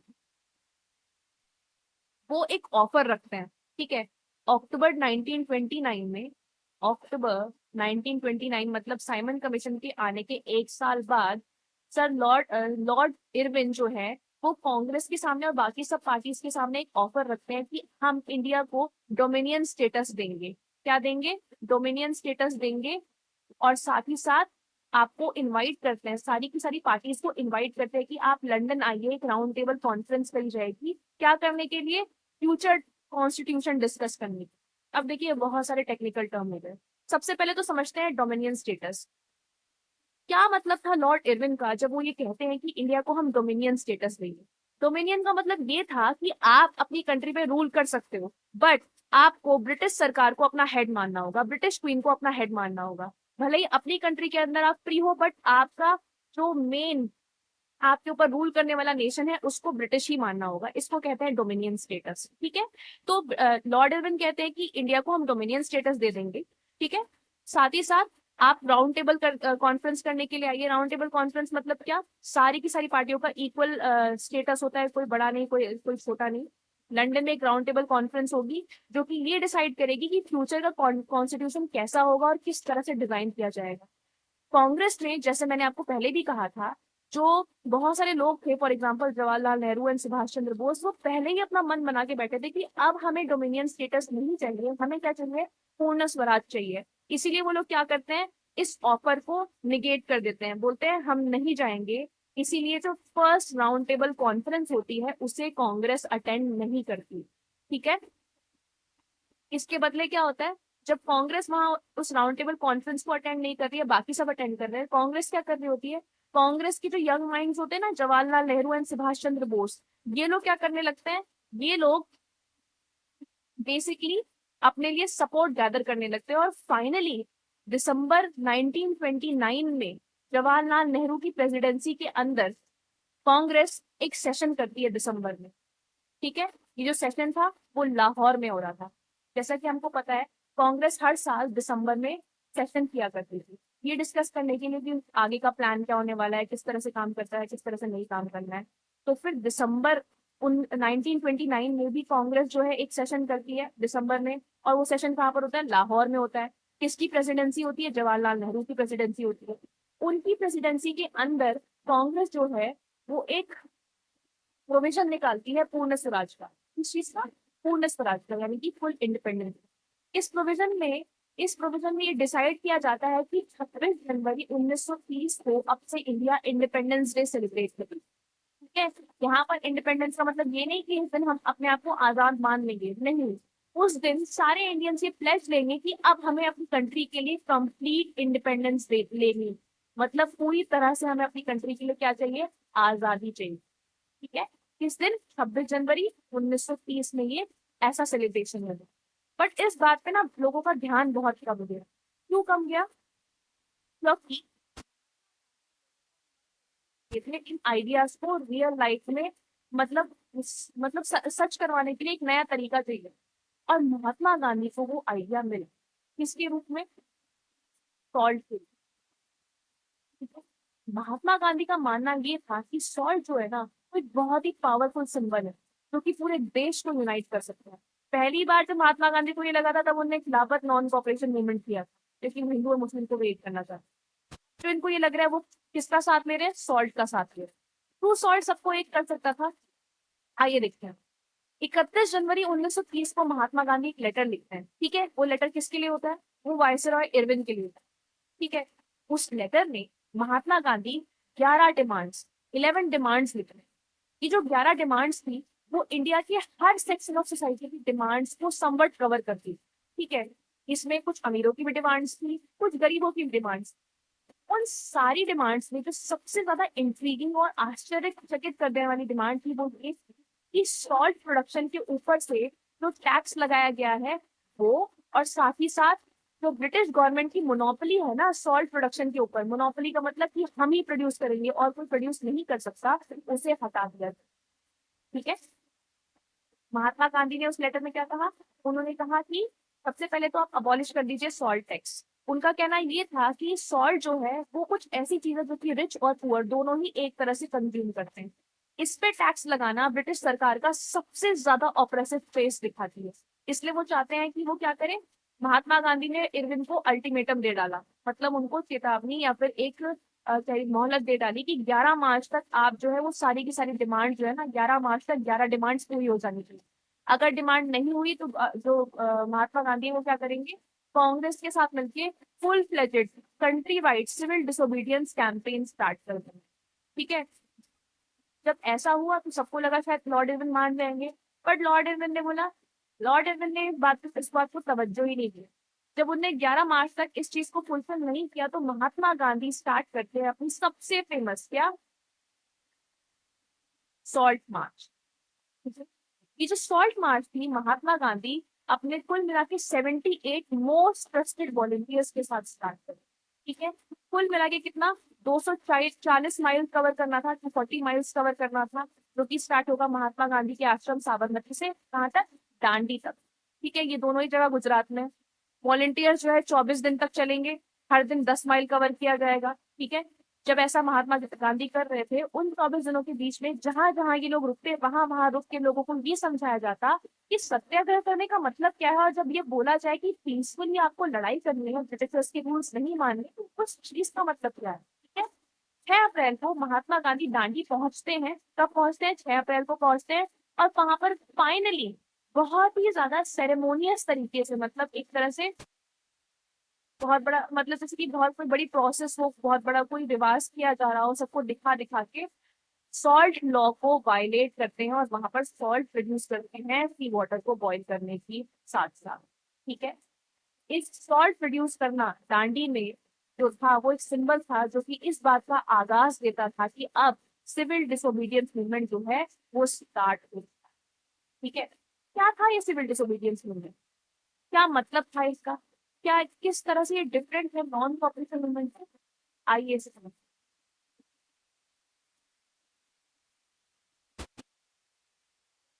पढ़ा था 1921 से लेकर 1920-22 के बीच में महात्मा गांधी ने नॉन कॉपरेशन खिलाफत मूवमेंट किया।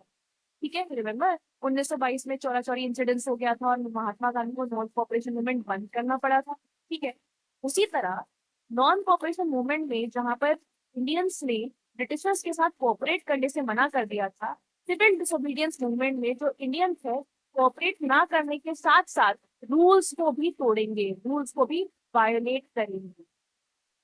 ठीक है, तो इंडियंस ने क्या करना स्टार्ट कर दिया, कंट्री के हमारे देश के डिफरेंट डिफरेंट पार्ट्स में मार्च करी, सॉल्ट मार्चेस निकाली, सॉल्ट मैन्युफैक्चर करा। ठीक है, just like Gandhi ji salt factories के सामने जाके धरना देना स्टार्ट कर दिया, फॉरेन क्लोथ्स को बॉयकॉट कर दिया, लिकर शॉप को पिकेट कर दिया। वही सब जो नॉन कॉपरेशन मूवमेंट में हुआ था वो सब किया जा रहा है in addition to making salt. And यहाँ पर जो पेजेंट्स हैं, जो मजदूर हैं, उन्होंने रेवेन्यू पे करने से मना कर दिया, हम नहीं पे करेंगे। ठीक है, दूसरा जो चौकीदारी टैक्सेस इन लोगों से लिए जाते थे उनको देने से मना कर दिया था। चौकीदारी टैक्सेस क्या होते थे, जो गवर्नमेंट थी ना वो गांव वालों से एक टैक्स लिया करती थी रात को पहरेदारी करने के लिए। ठीक है, ये जो टैक्स था वो भी मतलब गांव वालों को देना पड़ता था, ये एडिशनल खर्चा था उनके पॉकेट पे, जहां पर उनके पास रेवेन्यू देने का खर्चा नहीं है, तो वहां पर उनको ये एडिशनल पे करना पड़ रहा था। तो चौकीदारी टैक्स देना पड़ रहा था। ठीक है, जितने भी विलेज ऑफिशियल्स थे उन्होंने रिजाइन कर दिया कि हम नहीं, हम ये सब नहीं कर सकते। ठीक है, जो लोग थे जहां पर जितने भी फॉरेस्ट में जाना उनको मना था, वहां पर वो फॉरेस्ट में जाते, अपने गाय बकरियों को वहां पर चरवाते। एक तरह से जो फॉरेस्ट लॉ था उसको भी वायलेट किया जा रहा है, रेवेन्यू पे करके रेवेन्यू ना पे करना, चौकीदारी टैक्स को वायलेट करना, फॉरेस्ट लॉ को वायलेट करना, सॉल्ट लॉ को वायलेट करना, मतलब इतने सारे लॉज को वायलेट करने का मतलब ही था सिविल डिसोबीडियंस मूवमेंट। ठीक है, जब हमारा सिविल डिसोबीडियंस मूवमेंट जो था वो फुल फ्लेज यानी अपने पूरे जोरों शोरों के साथ चल रहा था, तो इसका जो इफेक्ट था और इस मूवमेंट की जो डिफरेंट डिफरेंट ब्रांचेस थी, या फिर आप कह लीजिए इस मूवमेंट को अलग अलग स्टेट्स में लीडर्स के द्वारा आगे बढ़ाया जा रहा था। ठीक है, इनको लीडर्स के द्वारा नई जान दी जा रही थी। तो बात यहाँ पर आ जाती है किसकी, नॉर्थ वेस्टर्न फ्रंटियर प्रोविंस की। ठीक है, अगर ये इंडिया है तो इंडिया का ये जो ये वाला हिस्सा नहीं था, अफगानिस्तान वाला हिस्सा, this was known as North Western Frontier Province. ठीक है, नॉर्थ वेस्टर्न फ्रंटियर प्रोविंस, ये नॉर्थ है ये वेस्ट है, यहाँ पर जो रीजन आएगा उसको नॉर्थ वेस्टर्न फ्रंटियर प्रोविंस कहते थे। ठीक है, यहाँ पर गांधी जी के सबसे इंपॉर्टेंट डिसाइपल यानी कि आप कह सकते हैं चेले, जिनका नाम था अब्दुल गफ्फार गांधी, वो गांधी जी के इस मूवमेंट को आगे बढ़ाने की लीडरशिप कर रहे थे। ठीक है, वो यहाँ पर स्पीचेस देते थे, लोगों को इकट्ठा करते थे ताकि लोगों को एक मूवमेंट में पिरोया जा सके। अब ब्रिटिश सरकार इनसे गुस्सा हो जाती है और जब उन टाइम आता है कि इस मूवमेंट को दबा दिया जाए तो ब्रिटिश सरकार सबसे पहले क्या करेगी, इनको वो पकड़ के जेल में डाल देती है। द मोमेंट 1930 में इनको जेल में जब डाला जाता है, भेजा जाता है, तो इनके जितने भी फॉलोअर्स होते हैं कहाँ पर, नॉर्थ वेस्टर्न फ्रंटियर प्रोविंस में, वो तहलका मचा देते हैं। ठीक है, जगह जगह पे मारपीट हो रही होती है, बिल्डिंग्स तोड़ी जा रही होती है, प्रॉपर्टीज को डिस्ट्रॉय किया जा रहा होता है। जब ऐसा होने लगा तो यहाँ पर तो ठीक है, बट महाराष्ट्र के एक छोटे से जगह जहाँ जिसका नाम है शोलापुर, शोलापुर में गांधी जी को वहां से पकड़ लिया जाता है और उनको भी जेल में डाल दिया जाता है। तो फिर शोलापुर के लोग भी क्या करते हैं, वो भी तोड़फोड़ करना स्टार्ट कर देते हैं, वायलेंट क्लैशेस होने लगते हैं। ठीक है, वो सारी बिल्डिंग्स जो ब्रिटिश सरकार को दर्शाती है या ब्रिटिश सरकार की पावर का सिंबल है, उन सबको तोड़ा जा रहा था। Police station, municipal buildings, law court, railway station, मतलब इन सब में काम करना तो बंद हो गया था। जब एक तरह से ब्रिटिश सरकार के सारे पावरफुल पोस्ट पे काम बंद होने लगा या उनको डिस्ट्रॉय किया जाने लगा, तो ब्रिटिश सरकार ने पूरी तरह से ब्रूटल रिप्रेशन करना स्टार्ट कर दिया। ठीक है, ब्रूटल रिप्रेशन का मतलब क्या होता था, लाखों की तादाद में बच्चों, औरतों, सत्याग्रहियों को पकड़ा जाता, उनको मारा जाता और अरेस्ट कर लिया जाता। ठीक है, जब ऐसा होने लगा लोग जगह जगह पे ऐसे मारपीट होने लगी और लोगों के साथ नाइंसाफी होने लगी, तो महात्मा गांधी थोड़े से पीछे हट गए। ठीक है, पीछे हटने का मतलब ये क्या है, जहां फर्स्ट टाइम जब फर्स्ट राउंड टेबल कॉन्फ्रेंस हुई थी तो कांग्रेस ने इसमें पार्टिसिपेट करने से मना कर दिया। इतने सारे रिप्रेशन को, इतनी सारी मारपीट को देखिए महात्मा गांधी क्या कहते हैं, वो लॉर्ड इरविन के साथ समझौता करने के लिए तैयार हो जाते हैं। ठीक है, महात्मा गांधी और लॉर्ड इरविन एक पैक्ट करते हैं जिसको गांधी इरविन पैक्ट कहा जाता है। क्या कहा जाता है? Gandhi Irwin pact. ठीक है, क्या कहा जाता है? Gandhi Irwin pact. ये गांधी इरविन पैक्ट कब हुआ था? 5 मार्च 1931 में हुआ था। ठीक है, 1931 में 5 मार्च को गांधी इरविन पैक्ट होता है। इस पैक्ट के तहत दो बातों पे अग्रीमेंट होता है। पहली बात ये कि जो कांग्रेस है वो सेकेंड राउंड टेबल कॉन्फ्रेंस में पार्टिसिपेट करेगी और लंदन आएगी। ठीक है, यहां पर क्या होगा, यहाँ पर डिस्कशन होगा किसके साथ? लॉर्ड इरविन के साथ। तो फिर क्या होता है, 1931 के ही दिसंबर में गांधी जी लंदन जाते हैं और वहां पर कॉन्फ्रेंस करते हैं लॉर्ड इरविन के साथ। सिंस उस कॉन्फ्रेंस में दोनों के दोनों किसी समझौते पे नहीं आ पाते, तो डिसअपॉइंट होके जब गांधी जी वापस इंडिया लौटते हैं तो वो क्या देखते हैं, इंडिया में जो फ्रीडम थी वो और भी ज्यादा कसती चली जा रही थी। ठीक है, वो और ज्यादा खत्म हो गई थी। गवर्नमेंट ने full cycle of repression start कर दिया है। साइकिल ऑफ रिप्रेशन करना, रिप्रेस करना मतलब लोगों को दबाना, लोगों का मुंह बंद करना। अब कुछ ज्यादा ही व्याप्ति करी जा रही थी, सख्ती करी जा रही थी लोगों के साथ। ठीक है, गफ्फार खान जेल में थे, जवाहरलाल नेहरू जेल में थे। ठीक है, कांग्रेस को क्या कर दिया गया था? इलीगल डिक्लेयर कर दिया गया था। एक तरह से ये बैक स्टैबिंग नहीं हो गई है कि आपने समझौता करने के लिए बुलाया पर पीछे से इनकी सारी की सारी ऑर्गेनाइजेशन को और सपोर्टर्स को जेल में डाल दिया या फिर इलीगल घोषित कर दिया है। तो जवाहरलाल नेहरू और गफ्फार खान तो जेल में थे और कांग्रेस को इलीगल घोषित कर दिया गया था। ठीक है, किसी भी तरह की मीटिंग, डेमोन्स्ट्रेशन और बॉयकॉट करने से सख्त मना कर दिया गया था। इससे एक तरह से घबरा के गांधी जी क्या करते हैं, ब्रिटिश सरकार को रोकने के लिए एक बार फिर से दूसरे second time civil disobedience movement जो है वो लॉन्च कर देते हैं। ये कब की बात हो रही है? 1931 की बात हो रही है। ठीक है, 1931 में गांधी जी क्या करते हैं, सेकेंड टाइम एक सिविल डिसोबीडियंस मूवमेंट लॉन्च कर देते हैं, जो कि मतलब साल भर होते होते ये जो मूवमेंट था वो अपनी ना चमक और अपनी जो स्पीड है वो दोनों ही खो देता है। क्यों?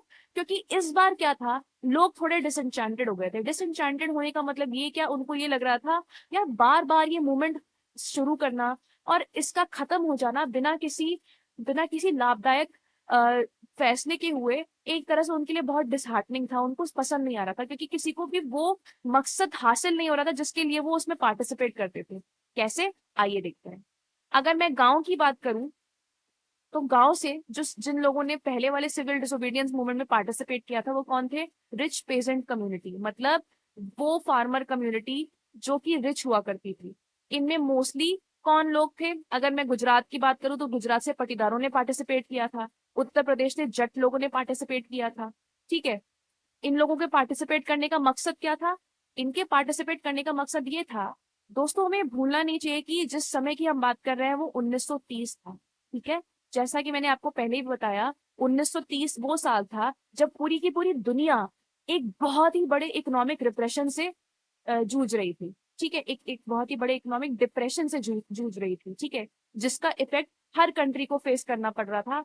इंडिया में इफेक्ट ये था कि चीजों के दाम गिरते चले जा रहे थे, लोगों को अपनी फसलों को बेचने में बहुत ही दिक्कत आ रही थी क्योंकि उनको एडिक्वेट दाम ही नहीं मिल रहे थे। ठीक है, ये जो पटीदार कम्युनिटी थी और जट कम्युनिटी ऑफ उत्तर प्रदेश, ये दोनों की दोनों कमर्शियल क्रॉपिंग करने वाली कम्युनिटी थी। ठीक है, ये लोग जो क्रॉप्स उगाते थे उनको कमर्शियली बेचा जाता था।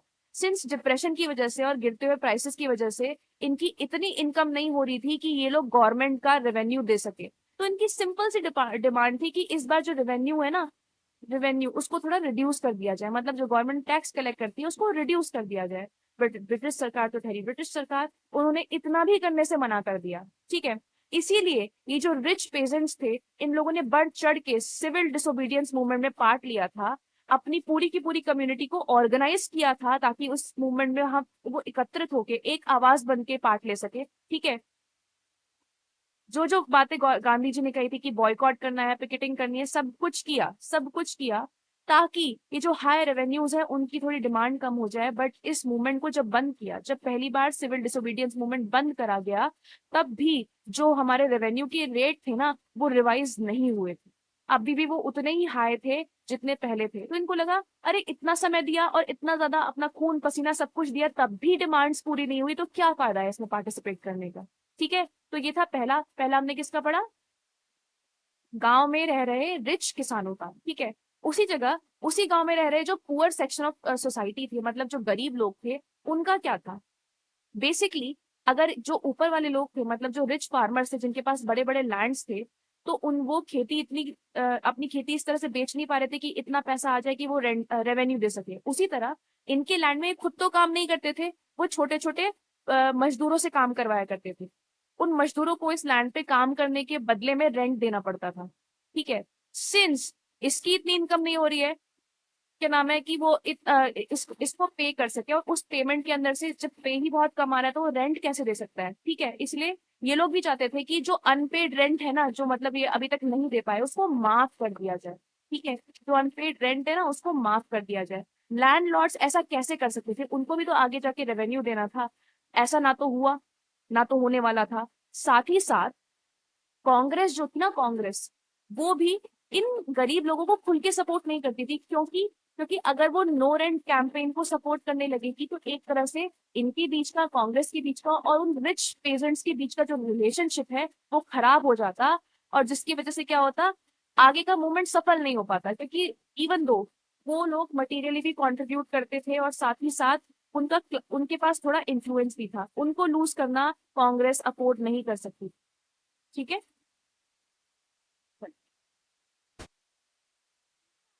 Business class. कौन? Business class. अब बिजनेस क्लास का क्या,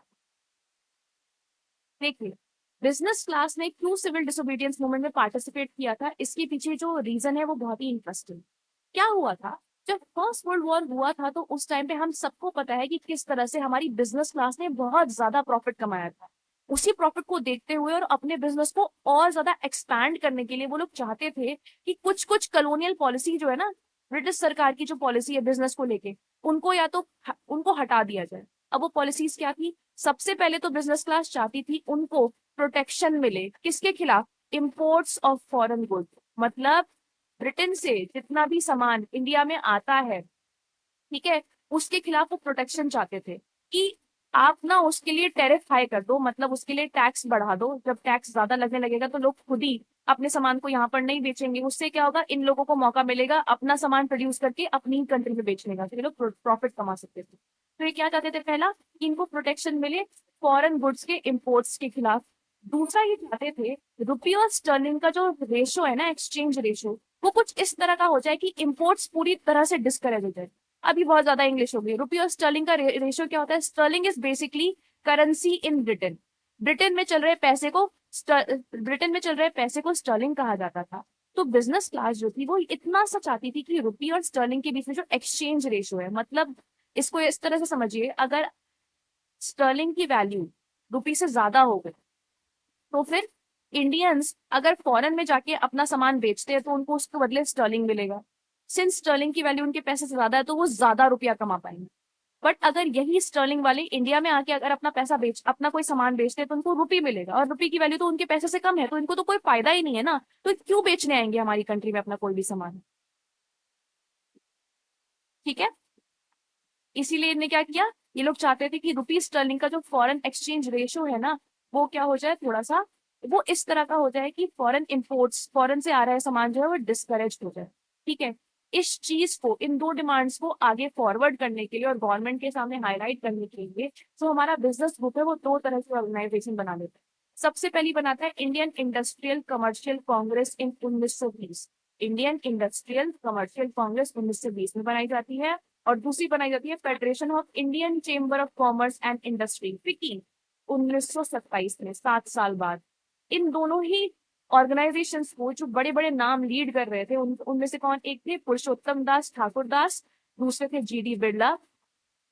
ठीक है, क्या था कि जितने भी इंडस्ट्रियलिस्ट थे वो चाहते थे कि कॉलोनियल कंट्रोल, मतलब इकोनॉमी के ऊपर से जो हमारी ब्रिटिश सरकार का कंट्रोल है ना, फाइनेंस के ऊपर, बिजनेस के ऊपर, वो थोड़ा कम कर दिया जाए। इसीलिए इन लोगों ने सिविल डिसोबीडियंस मूवमेंट को बहुत सपोर्ट किया था, पैसे वाइज भी और उसमें पार्टिसिपेट करके भी। ठीक है, बट बात क्या हुई, बात तो ये हो गई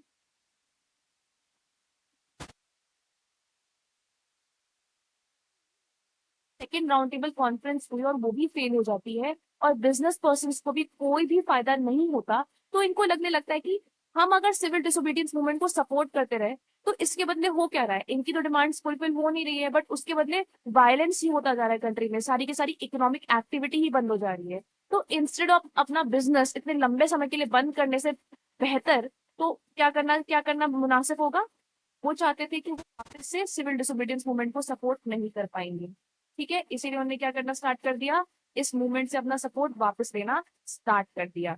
ठीक है, लास्टली अब इंडस्ट्रियल वर्कर्स के साथ एक और एंटिटी काम करती है जिसको हम कहते हैं वर्कर्स। इंडस्ट्रियल इंडस्ट्री मैन यानी बिजनेसमैन के साथ जो वर्कर्स काम करते हैं उनकी बात कर लेते हैं। ठीक है, तो ये जो वर्कर्स थे उनको क्या चाहिए होगा, उनको बेसिकली ये चाहिए था कि इनकी वेज बढ़ा दी जाए। ठीक है, इनकी वेज बढ़ा दी जाए और वर्किंग आवर्स और वर्किंग कंडीशन जो है वो थोड़ी ठीक हो जाए।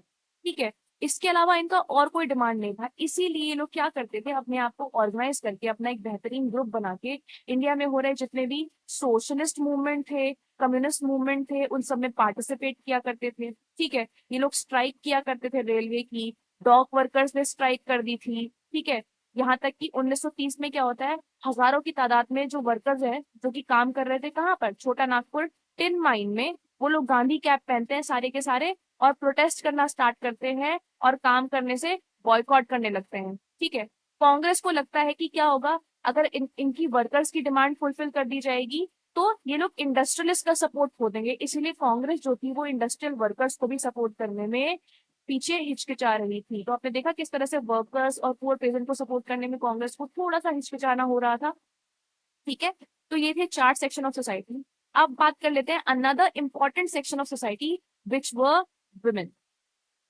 ठीक है, अभी तक बात तो नहीं हुई इस चैप्टर में, बट अगर देखा जाए तो अभी तक जितने भी मूवमेंट्स की मैंने बात करी है उन सब में औरतों ने घर से बाहर निकल निकल के हजारों की तादाद में पार्टिसिपेशन किया था। जब गांधी जी कहते थे कि प्रोटेस्ट करना है, मार्च करनी है, सॉल्ट बनाना है, फॉर लिकर शॉप को पिकेट करना है, ठीक है, फॉरेन क्लोथ्स जलाने हैं, उन सारी बातों में औरतें भी पार्टिसिपेट किया करती थी। यहाँ तक कि वो इतना पार्टिसिपेशन था उनका कि उनको जेल भी जाना पड़ता था। शहरों में अपर कास्ट की औरतें पार्टिसिपेट किया करती थी, गांव में जो अमीर फार्मर हुआ करते थे उनके घरों से औरतें पार्टिसिपेट किया करती थी। ठीक है, उन सबको लगता था कि गांधी जी ने जब पुकार लगाई कि हम सबको देश के लिए कुछ करना है तो उनकी भी इक्वल उतनी ही ड्यूटी बनती है कि वो देश के लिए कुछ करें। ठीक है, बट यहाँ पर क्या था, इस मूवमेंट में पार्टिसिपेट करने के बावजूद अभी भी लोग जिस तरह से औरतों को देखते थे या फिर औरतों का जो रोल होना चाहिए सोसाइटी में वो बदला नहीं था। गांधी जी का भी ये कहना था कि एक औरत की जो सबसे फॉरमोस्ट ड्यूटी होती है वो ये होती है कि वो अपने घर और घर की मतलब घर की देखभाल करे, अच्छी माँ बने, अच्छी वाइफ बने। ठीक है, यहाँ तक कि जो कांग्रेस थी वो ज्यादा औरतों के पार्टिसिपेशन को लेकर और औरतों को कोई मेजर पोजीशन देने से थोड़ी सी कतरा रही थी। ठीक है, सिर्फ और सिर्फ कांग्रेस को क्या चाहिए था, एक सिंबॉलिक प्रेजेंस चाहिए थी कि हाँ औरतें भी हैं हमारे साथ, उससे क्या होगा, सपोर्ट आएगा, मिलेगा कि ऐसा लगेगा कि कांग्रेस का जो ये मूवमेंट है वो इंक्लूसिव है, ऑल इंक्लूसिव। ठीक है, अब यहाँ से देख लेते हैं कि क्या लिमिटेशंस थी सिविल डिसोबीडियंस मूवमेंट। ठीक है, वो क्या क्या बातें थी जो इस मूवमेंट को एक तरह से सीमित बना रही थी, पूरे देश में से फैलने नहीं दे रही थी, क्यों सारे सेक्शन ऑफ सोसाइटी इसमें पार्टिसिपेट नहीं कर पा रहे थे। अभी हमने देखा कि किस तरह से डिफरेंट सेक्शन ऑफ सोसाइटी किस वजह से इस मूवमेंट में पार्टिसिपेट कर रहे थे और बाद में जाके क्यों उन्होंने अपना सपोर्ट पीछे खींचना स्टार्ट कर दिया। बट ऐसे भी कुछ सेक्शन ऑफ सोसाइटी थे जिन्होंने शुरू से ही इस मूवमेंट में पार्टिसिपेट करना या इसकी तरफ एंथुजियाज्म दिखाना या एक्साइटमेंट दिखाने से कोई मतलब नहीं रखा। उस ग्रुप में से जो एक ग्रुप सामने आता है वो किसका था, अगर इफ आई हैव टू से from the language of your book, the untouchables. ठीक है, या फिर आप कह सकते हैं दलित। ठीक है, इंडिया के जो सोशल सिस्टम है, वर्ण सिस्टम में क्या होता है, एक और सेक्शन होता है जिसको वर्ण सिस्टम के बाहर रखा जाता है, चार वर्णों के बाहर रखा जाता है, तो उन्हीं को हम क्या कहते हैं, उनको हम दलित कहते हैं। ये जो टर्म है वो 1930 से फेमस होना स्टार्ट हुआ है क्योंकि इस ग्रुप ने अपने आप को दलित कहना स्टार्ट किया, जिसका मतलब क्या होता है, ऑप्रेस्ड, जिसको बहुत ज्यादा प्रताड़ित किया गया और जिसके साथ बहुत ज्यादा गलत किया गया। ठीक है, दलित लोग जो थे उनको सपोर्ट करने में कांग्रेस भी पीछे अटकती थी। क्यों अटकती थी, क्योंकि जैसा कि मैंने कहा कि कांग्रेस अगर दलितों को सपोर्ट करती तो उनसे कोई और नाराज हो जाता, और वो कौन थे, सनातनी। ठीक है, सनातनी कौन होते हैं, हाई कास्ट हिंदू। वो मतलब कांग्रेस को सपोर्ट करने से मना कर देते थे और कर देते, और कांग्रेस इतना अफोर्ड नहीं कर सकती थी इस टाइम पर, उसको सपोर्ट की जरूरत है। ठीक है। इसकी जगह महात्मा गांधी जो थे, उन्होंने अपनी बुक में ये डिक्लेयर किया था कि स्वराज जो है ना, वो और 100 सालों तक नहीं आएगा अगर हम इसी तरह से अनटचेबिलिटी, छुआछूत की प्रैक्टिस को मतलब प्रैक्टिस को कैरी ऑन करते रहेंगे, उसको एलिमिनेट नहीं करेंगे तो। इसीलिए वो क्या करते थे, जहां पर लोग इन लोगों को दलितों को अनटचेबल कहते हैं, वहां पर गांधी जी इनको हरिजन कहा किया करते थे। ठीक है। हरिजन का मतलब क्या होता है? द चिल्ड्रन ऑफ गॉड, मतलब हरि के बच्चे, गॉड के बच्चे। ठीक है। इनको पावर दिलाने के लिए और इनको एम्पावर फील करवाने के लिए गांधी जी ने बहुत अलग अलग स्टेप्स लिए, बहुत अलग अलग मूवमेंट ऑर्गेनाइज करवाए थे, ताकि इस ग्रुप में एम्पावरमेंट आए और लोग इनको भी उसी रिस्पेक्ट से देखें जिससे वो बाकी सारे ग्रुप्स को देखते हैं। तो टेम्पल एंट्री मूवमेंट करवाया गया था। मतलब जो गांव का कुआं है उसमें, उससे पानी ये लोग निकलवा सकते थे। ठीक है। रोड्स यूज कर सकते थे, एक ही स्कूल में पढ़ सकते थे जहाँ पर दूसरी क्लास के बच्चे पढ़ रहे थे। यहाँ तक कि टॉयलेट क्लीनिंग काम, टॉयलेट के जो इंसान टॉयलेट को क्लीन करता है उससे प्रॉब्लम था ना, तो गांधी जी ने खुद टॉयलेट्स को क्लीन करना स्टार्ट किया, ताकि लोगों के दिमाग में इस काम को लेकर जो डिस्गस्ट की फीलिंग आती है वो हट जाए। तो इसको करने वाले को लेकर भी जो डिस्गस्ट की फीलिंग आएगी वो हट जाएगी। गांधी जी अपर कास्ट से सिर्फ ये बोलते थे कि उनको अपने दिल को बदलने की जरूरत है। ठीक है।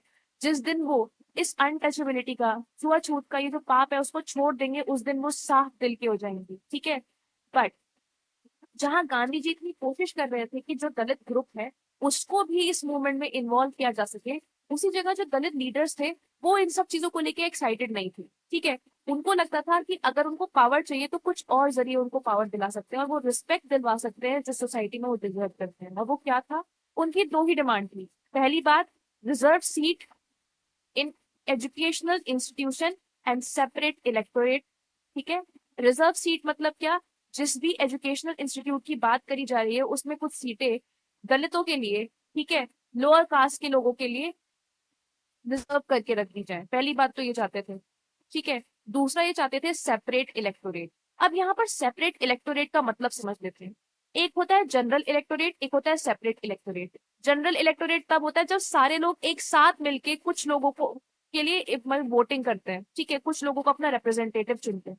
सेपरेट इलेक्टोरेट तब होता है जब अलग अलग कम्युनिटी अपने में से ही अपने रिप्रेजेंटेटिव को चुनती है, वो किसी और कम्युनिटी के इंसान को अपना रिप्रेजेंटेटिव नहीं बनाती। वो इलेक्शन होल्ड करती हैं तो सिर्फ अपनी कम्युनिटी के एक इंसान को अपना रिप्रेजेंटेटिव बनाने के लिए। इसको बोलते हैं सेपरेट इलेक्टोरेट। सोचिए अगर इंडिया में सेपरेट इलेक्टोरेट लागू हो जाता तो हमारे यहाँ पर तो कितनी सारी अलग अलग कम्युनिटीज हैं, वो सारी अपना अपना इलेक्शन करवा रही होती, अपने अपने सेपरेट लीडर्स को चुनने के लिए जो कि अपनी अपनी कम्युनिटी के बारे में ही सोच रहे होते। ठीक है। तो इनकी यही दो डिमांड थी कि एक तो रिजर्व सीट मिल जाए और दूसरा क्या, separate electorate. Okay. But but Gandhi ji इस डिमांड के सख्त खिलाफ थे। ये जो डिमांड्स थी वो ज्यादा स्ट्रांग पता है कौन से दो इलाकों में थी? एक तो आपके महाराष्ट्र में बहुत ज्यादा स्ट्रांग थी, महाराष्ट्र के ये नागपुर रीजन में इसका बहुत ज्यादा इन्फ्लुएंस देखा जा रहा था। ठीक है। इस मूवमेंट को जो लीड कर रहा था, ये जो रिजर्व सीट और क्या नाम है सेपरेट इलेक्टोरेट की जो डिमांड थी, वो बेसिकली B.R. अम्बेडकर के लीडरशिप के अंडर इसे फॉरवर्ड किया जा रहा था। डॉक्टर बी आर अम्बेडकर जो थे ना, उन्होंने दलितों को एक अलग सी ऑर्गेनाइजेशन में ऑर्गेनाइज किया था। उस ऑर्गेनाइजेशन का नाम क्या था? Depressed classes. क्या नाम था? Depressed classes association. और ये कब हुआ था? 1930 में। Ambedkar ji depressed classes association बनाते हैं 1930 में, और 1930 में हमें ये भी पता है कि फर्स्ट राउंड टेबल कॉन्फ्रेंस में तो कांग्रेस नहीं गई थी, बट जब सेकेंड राउंड टेबल कॉन्फ्रेंस हुई थी तो वहां पर अंबेडकर और महात्मा गांधी के बीच में हो जाता है क्लैश। किस बात को लेके? इस बात को लेके कि डिप्रेस क्लास एसोसिएशन चाहती थी, पहली बात तो उनको क्या मिल जाए, उनको सेपरेट इलेक्टोरेट चाहिए था। क्या चाहिए था उनको? सेपरेट इलेक्टोरेट की अपने क्लास के लिए, अपनी कम्युनिटी के लिए वही लोग इलेक्शन करेंगे और अपने में से ही किसी इंसान को अपना लीडर बनाएंगे, अपना रिप्रेजेंटेटिव बनाएंगे, और कोई इनको रिप्रेजेंट नहीं करेगा। गांधी जी ने बोला कि इतने दिनों से वो कोशिश कर रहे हैं कि अलग अलग सेक्शन ऑफ सोसाइटी जो है वो एक साथ मिलकर एक मूवमेंट लड़े। अगर ये सेपरेट इलेक्टोरेट की डिमांड जो है उसको हाँ कर दिया गया ब्रिटिश सरकार द्वारा, तो फिर ये मूवमेंट जो है वो बहुत ज्यादा स्लो हो जाएगा। ठीक है। वो सारी एस्पिरेशन जिनके लिए गांधी जी काम कर रहे थे कि एक यूनाइटेड देश बने, उस पर पानी फिर जाएगा। इस फाइट के थ्रू गांधी जी ये डिक्लेयर कर देते हैं कि अगर ये जो डिमांड है उसको हाँ हामी दे दी गई तो गांधी जी क्या करेंगे, he will start a fast unto death, मतलब आमरण अनशन करना स्टार्ट कर देंगे वो। इस डिमांड को देखते हुए और गांधी जी के अनरिलेंटिंग एटीट्यूड को देखते हुए कि मैं पीछे नहीं हटूंगा, इस एटीट्यूड को देखते हुए अम्बेडकर जी और सब लोग फाइनली जाके एक पैक्ट पे कन्विंस करते हैं, एक समझौते पे कन्विंस करते हैं, ठीक है। उस समझौते को बोला जाता है पूना पैक्ट। क्या बोला जाता है? पूना पैक्ट, जो कि सितंबर 1932 में साइन किया गया। ठीक है, कब साइन किया गया था? पूना पैक्ट सितंबर 1932 में साइन किया गया था। इस समझौते के हिसाब से डिप्रेस क्लासेस, जिनको आज के टाइम पे हम क्या कहते हैं, शेड्यूल कास्ट कहते हैं, क्या कहते हैं, शेड्यूल कास्ट, डिप्रेस क्लासेस को सीटें रिजर्व करके दे दी जाएंगी। ठीक है, कहाँ पर सीटें रिजर्व करके दे दी जाएंगी? प्रोविंस यानी स्टेट की असेंबली में, और सेंटर मतलब लोकसभा राज्यसभा, जो आज आप बोलते हैं सेंट्रल पार्लियामेंट। ठीक है, तो इस कास्ट के लिए मतलब शेड्यूल कास्ट के लिए सीटें रिजर्व कर दी जाएंगी स्टेट असेंबलीज में और किसमें, सेंट्रल असेंबली में। ठीक है, बट इनको सेपरेट इलेक्टोरेट नहीं दिया जाएगा, इनके लिए जो वोटिंग होगी वो जनरल इलेक्टोरेट के थ्रू ही होगी, मतलब सब लोग मिलके वोटिंग कर रहे होंगे कुछ रिप्रेजेंटेटिव्स के। ओके, यहाँ पर तो था कास्ट वाइज प्रॉब्लम। अब यहाँ पर एक और प्रॉब्लम आ जाती है जिसको हम बहुत बड़ी प्रॉब्लम है, जिसकी वजह से पार्टीशन भी हो गया, वो थी रिलीजन वाइज। ठीक है, बात ये थी कि जब पहले नॉन कॉपरेशन खिलाफत मूवमेंट हुआ था तो हमने ये देखा था कि नॉन कॉपरेशन खिलाफत मूवमेंट के द्वारा गांधी जी ने दो कम्युनिटी को एक कर दिया था, हिंदू और मुसलमानों को एक कर दिया था, दोनों मिलकर लड़ाई कर रहे थे। बट एक बार जब ये मूवमेंट खत्म हुआ तो सिविल डिसोबीडियंस मूवमेंट में ना मुसलमानों का जो पार्टिसिपेशन था, खासकर मुस्लिम पॉलिटिकल ऑर्गेनाइजेशंस जो उस टाइम पर थी, उनका पार्टिसिपेशन कम देखने को मिला। उसके पीछे रीजन क्या था? उसके पीछे रीजन ये था कि अब मुस्लिम्स को ये फील होने लगा था कि कांग्रेस जो है ना उनका थोड़ा साथ छोड़ती जा रही है। क्यों? क्योंकि 1920 से ही कांग्रेस जो थी वो ज्यादातर किसके साथ दिखती थी, किन किन पार्टीज के साथ अपने आप को एसोसिएट करती हुई दिखती थी? हिंदू रिलीजियस पार्टीज के साथ अपने आप को एसोसिएट करती दिखती थी।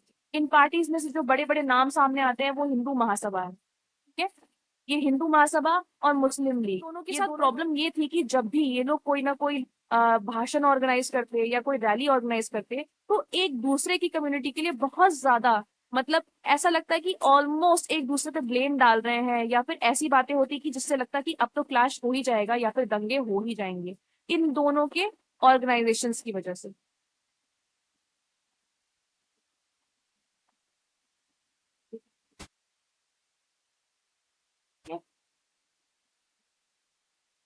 ठीक है, इसीलिए ऐसे मिलिटेंट पर्वर यानी कि इस लड़ाई वाली भावना के साथ जब इतने सारे रैलीज और प्रोसेशंस को ऑर्गेनाइज करवाया जाता था तो देखने को ये मिलता था कि ये दोनों कम्युनिटी आपस में बहुत ज्यादा दूर होती चली जा रही है। ठीक है, कोई भी मीटिंग पॉइंट नहीं था।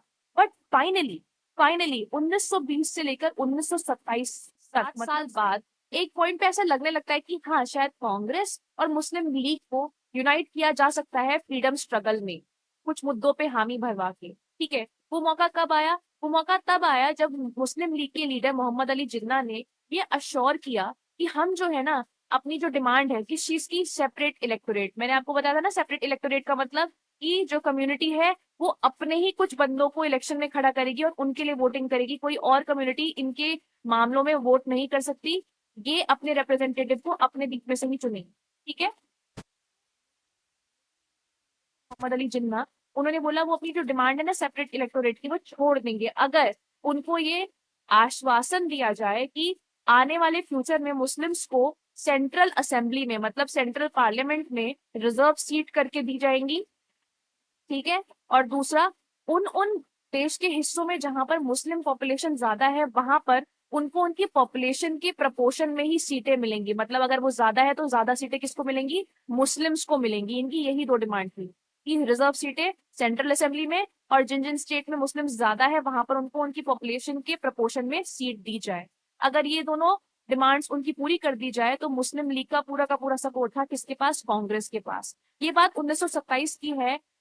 नेगोशिएशन हो ही रही थी कि 1928 में क्या होता है, एमआर जयकर। एमआर जयकर कौन थे?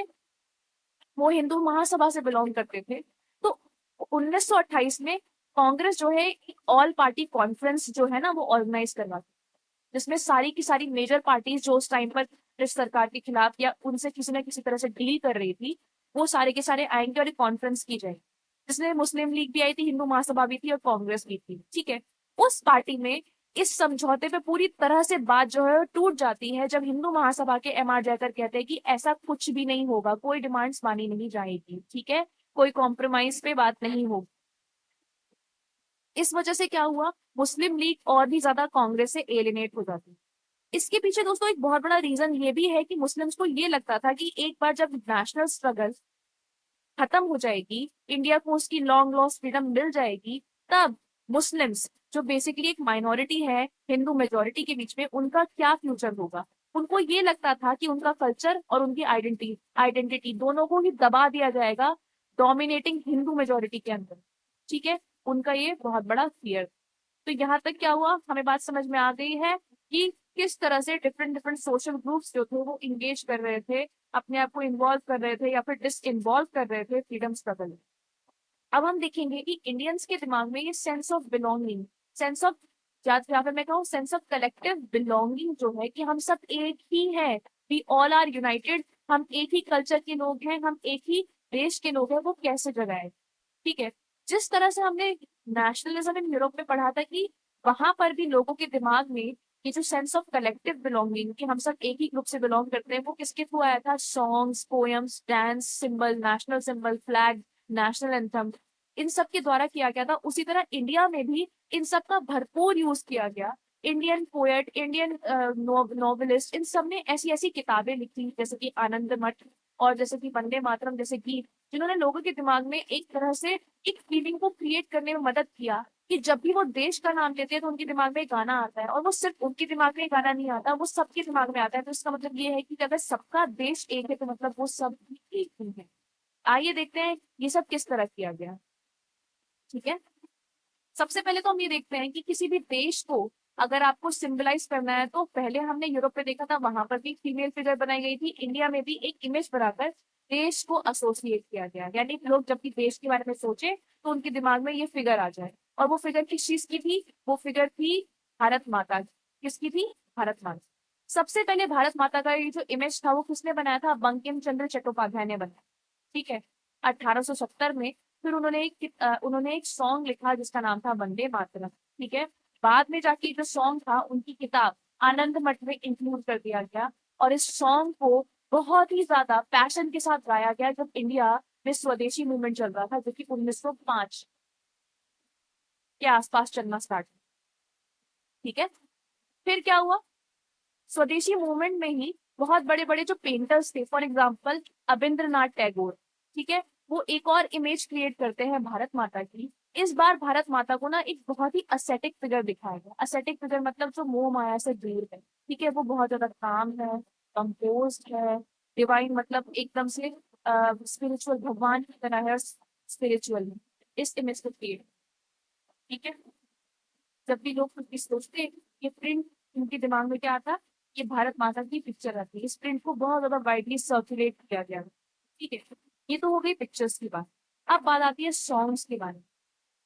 19वीं सदी के अंत में आके ये देखा जाता है कि जितने भी राष्ट्रवादी लोग थे, उन्होंने आजादी की लड़ाई लड़ने के अलावा फोक टेल्स को इकट्ठा करना स्टार्ट किया, लोक गाथाओं को इकट्ठा करना स्टार्ट, और उनको दूर दूर जाके गाया करते ताकि लोगों के दिमाग में एक फीलिंग जगे। आज भी ऐसा होता है ना कि जब भी कोई नेशनल सॉन्ग या भक्ति सॉन्ग बजता है तो हमारे दिमाग में एक बहुत ही अलग सा फीलिंग आ जाती है, पैशन आ जाता है, अपने देश के लिए कुछ कर दिखाने का मन करता है। इन सॉन्ग्स को, इन लोक गाथाओं को अलग अलग जगह पे लेके जाया करता, गाँव में, कूचे में इनको गाया जाता ताकि लोगों की फीलिंग को एकत्रित किया जा सके। ठीक है। लोगों से ये एक्सपेक्ट किया जाता था कि इसी फोक ट्रेडिशन में, इन फोक सॉन्ग्स में, उन इन फोक स्टोरीज में वो अपना कल्चर डिस्कवर कर लेंगे, वो प्राइड डिस्कवर कर लेंगे जिससे आज तक उनको वंचित रखा गया। उनको ये बताया गया कि उनका कल्चर, उनकी हिस्ट्री बहुत ही इंफीरियर है, बहुत ही बेकार है। बट जब वो एक बार इस सॉन्ग को, इस पोएम को सुनेंगे तो उनको समझ में आएगा, नहीं, हमारी हिस्ट्री तो बहुत ज्यादा ग्लोरियस है। ठीक है। इस चीज में, इस मूवमेंट में जो सबसे बड़ा नाम सामने आता है वो किसका है, रविंद्रनाथ टैगोर। ठीक है। रविंद्रनाथ टैगोर, उनकी फैमिली हर साल मेला ऑर्गेनाइज किया करती थी जिसमें वो लोग क्या करते थे, इंडियन कल्चरल चीजें डिस्प्ले किया करते थे, उन्हें देखा करते थे। वो बैलेट्स इकट्ठा करते थे, राइम्स इकट्ठा, नर्सरी राइम्स इकट्ठा किया करते थे, मिथ, लोक गाथाएं, वो सब इकट्ठा किया करते थे और उनको बुक्स भी रूप में प्रिंट करवा के उनको वाइडली सर्कुलेट किया जाता है। ठीक है, ये तो हो गई आपके बंगाल की बात। साउथ में क्या हो रहा है? मद्रास में एक पर्सनालिटी थी जिनका नाम था नतेशा शास्त्री। क्या नाम था? नतेशा शास्त्री। नतेशा शास्त्री एक 4 वॉल्यूम की किताब लिखते हैं। किताब या फिर यूं कह लीजिए एक कलेक्शन था। किस चीज का कलेक्शन? तमिल फोक टेल का, तमिल लोक गाथाओं। उस किताब का क्या नाम पड़ता है? Folklore of southern India. ठीक है, नतेशा शास्त्री ने ऐसा क्यों किया, क्यों कलेक्शन बनाया? उनका मानना था कि फोक टेल्स यानी लोक गाथाएं एक देश की नेशनल लिटरेचर होती है। ठीक है, अगर उस देश के लोगों के बारे में जानना हो और आपको ये जानना हो कि उनकी रियल थॉट प्रोसेस क्या है, तो आप वहां की फोक टेल्स को पढ़ लीजिए, आपको सब कुछ पता चल जाएगा। ठीक है, अब ये तो हो गया, हमारे पास हमारे देश की इमेज आ गई, हमारे पास हमारे देश का कल्चर आ गया। अब हमें हमारे देश के लिए एक सिंबल ढूंढना था, यानी हमें हमारे देश के लिए एक नेशनल फ्लैग ढूंढना था। ठीक है, स्वदेशी मूवमेंट के दौरान एक फ्लैग डिजाइन किया गया, वो भी तिरंगा था। ठीक है, और उसके कलर क्या थे? रेड, ग्रीन और येलो थे। ठीक है, बात और उस फ्लैग में क्या था? 8 लोटस बने हुए थे, जो कि ब्रिटिश इंडिया, उस टाइम पे 8 प्रोविंस थी ब्रिटिश इंडिया की, उनको दर्शाता था। और बीच में एक अर्धचंद्र था, क्रिसेंट मून था, जो कि हिंदू और मुसलमानों को रिप्रेजेंट करता था। 1921 में, रिमेंबर 1921, 1921 वो टाइम है जहां पर नॉन कॉपरेशन मूवमेंट चल रहा है। 1921 में गांधी जी क्या करते हैं? वो भी एक स्वराज फ्लैग डिजाइन करते हैं। ये अगेन ये एक और बार तिरंगा था। इस बार कलर क्या थे? रेड, ग्रीन और व्हाइट। बीच में एक चरखा था, स्पिनिंग व्हील, जो कि गांधी जी के खुद के बहुत बड़े महान विचार को, कि हमें अपनी हेल्प खुद ही करनी चाहिए, उसको दर्शाता था। ठीक है, जब भी भारत माता की इमेज बनाई जाती है तो उनको दिखाया जाता है कि किस तरह से वो झंडा लेके और उसको बहुत ही ऊंचा करके उससे फहरा रही है। ठीक है, ये जो झंडा था वो किस चीज का सिंबल था? सिंबल ऑफ डिफायंस था। डिफायंस मतलब क्या? हम नहीं मानते आपकी बात, कि हम आपके रूल्स नहीं मानेंगे, हमें अपनी कंट्री पे खुद रूल करने का अधिकार है। ठीक है, अब last but not the least is that कि ठीक है, आपने अपने देश के बारे में सॉन्ग्स ले लिए, आपने अपने देश के लिए एक फ्लैग डिजाइन कर लिया, आपने अपने देश के लिए मतलब बाहर से तो आपने सब कुछ अलग ड्रेसअप कर दिया है देश का। ठीक है, हम फाइट कर रहे हैं, ये कर रहे हैं, बट अगर अंदर से ही एटीट्यूड ठीक नहीं है तो लड़ाई जीती नहीं जा सकती। मेरे कहने का मतलब ये है कि अगर अंदर से लोग आज भी यही मानते हैं कि हम जो है पिछड़े हुए लोग हैं, हम चाह के भी इन ब्रिटिशर से आगे नहीं आ सकते, तो फिर वो हम कभी भी फाइट नहीं जीत सकते थे। इसीलिए हमारे लीडर्स ने हमारे दिमाग में ये बोला कि अब समय आ गया था कि अपनी नेशनल हिस्ट्री को एक बार फिर से सोचा जाए, उसे थोड़ी पॉजिटिव लाइट में डाल के सोचा जाए। ठीक है, हमें बस इतना देखना था कि किस तरह से हमारा कल्चर, हमारा आर्किटेक्ट, हमारा साइंस, हमारा रिलीजन बहुत ही डीप मीनिंग वाला था, शैलो नहीं था, डीप मीनिंग था, बहुत ही सूझबूझ के उसको बनाया गया था। तो वो इंफीरियर कैसे हो सकता था? एक बार ये दिख जाता तो हमें ये पता चल जाता कि हम हमारा जो पास्ट था वो बहुत ग्लोरियस था, और हमें ये पता भी लगा। फाइनली इंडियंस के अंदर जो एटीट्यूड आया वो इस बात का था कि हम बहुत ज्यादा पर्याप्त है अपने ऊपर रूल करने के लिए, क्योंकि हम बहुत सालों से ये करते हैं, और इस वजह से हम ब्रिटिश मिल से फाइट करते हैं। जहां पर आपका ये चैप्टर खत्म होता है। I hope you understand, you understood this chapter. I hope you understood this chapter. अगर आपको कोई भी डाउट है, you can write down in the comment section below. And अगर आपको और भी कोई हेल्प चाहिए हो इस चैप्टर से related, like important questions, the questions that are supposed to be coming in the board exam, you can write down all of that in the comment section below. For today, that's it. Let's meet in the next video, and I'm going to cover the other chapters of your history book, class 10. Bye bye.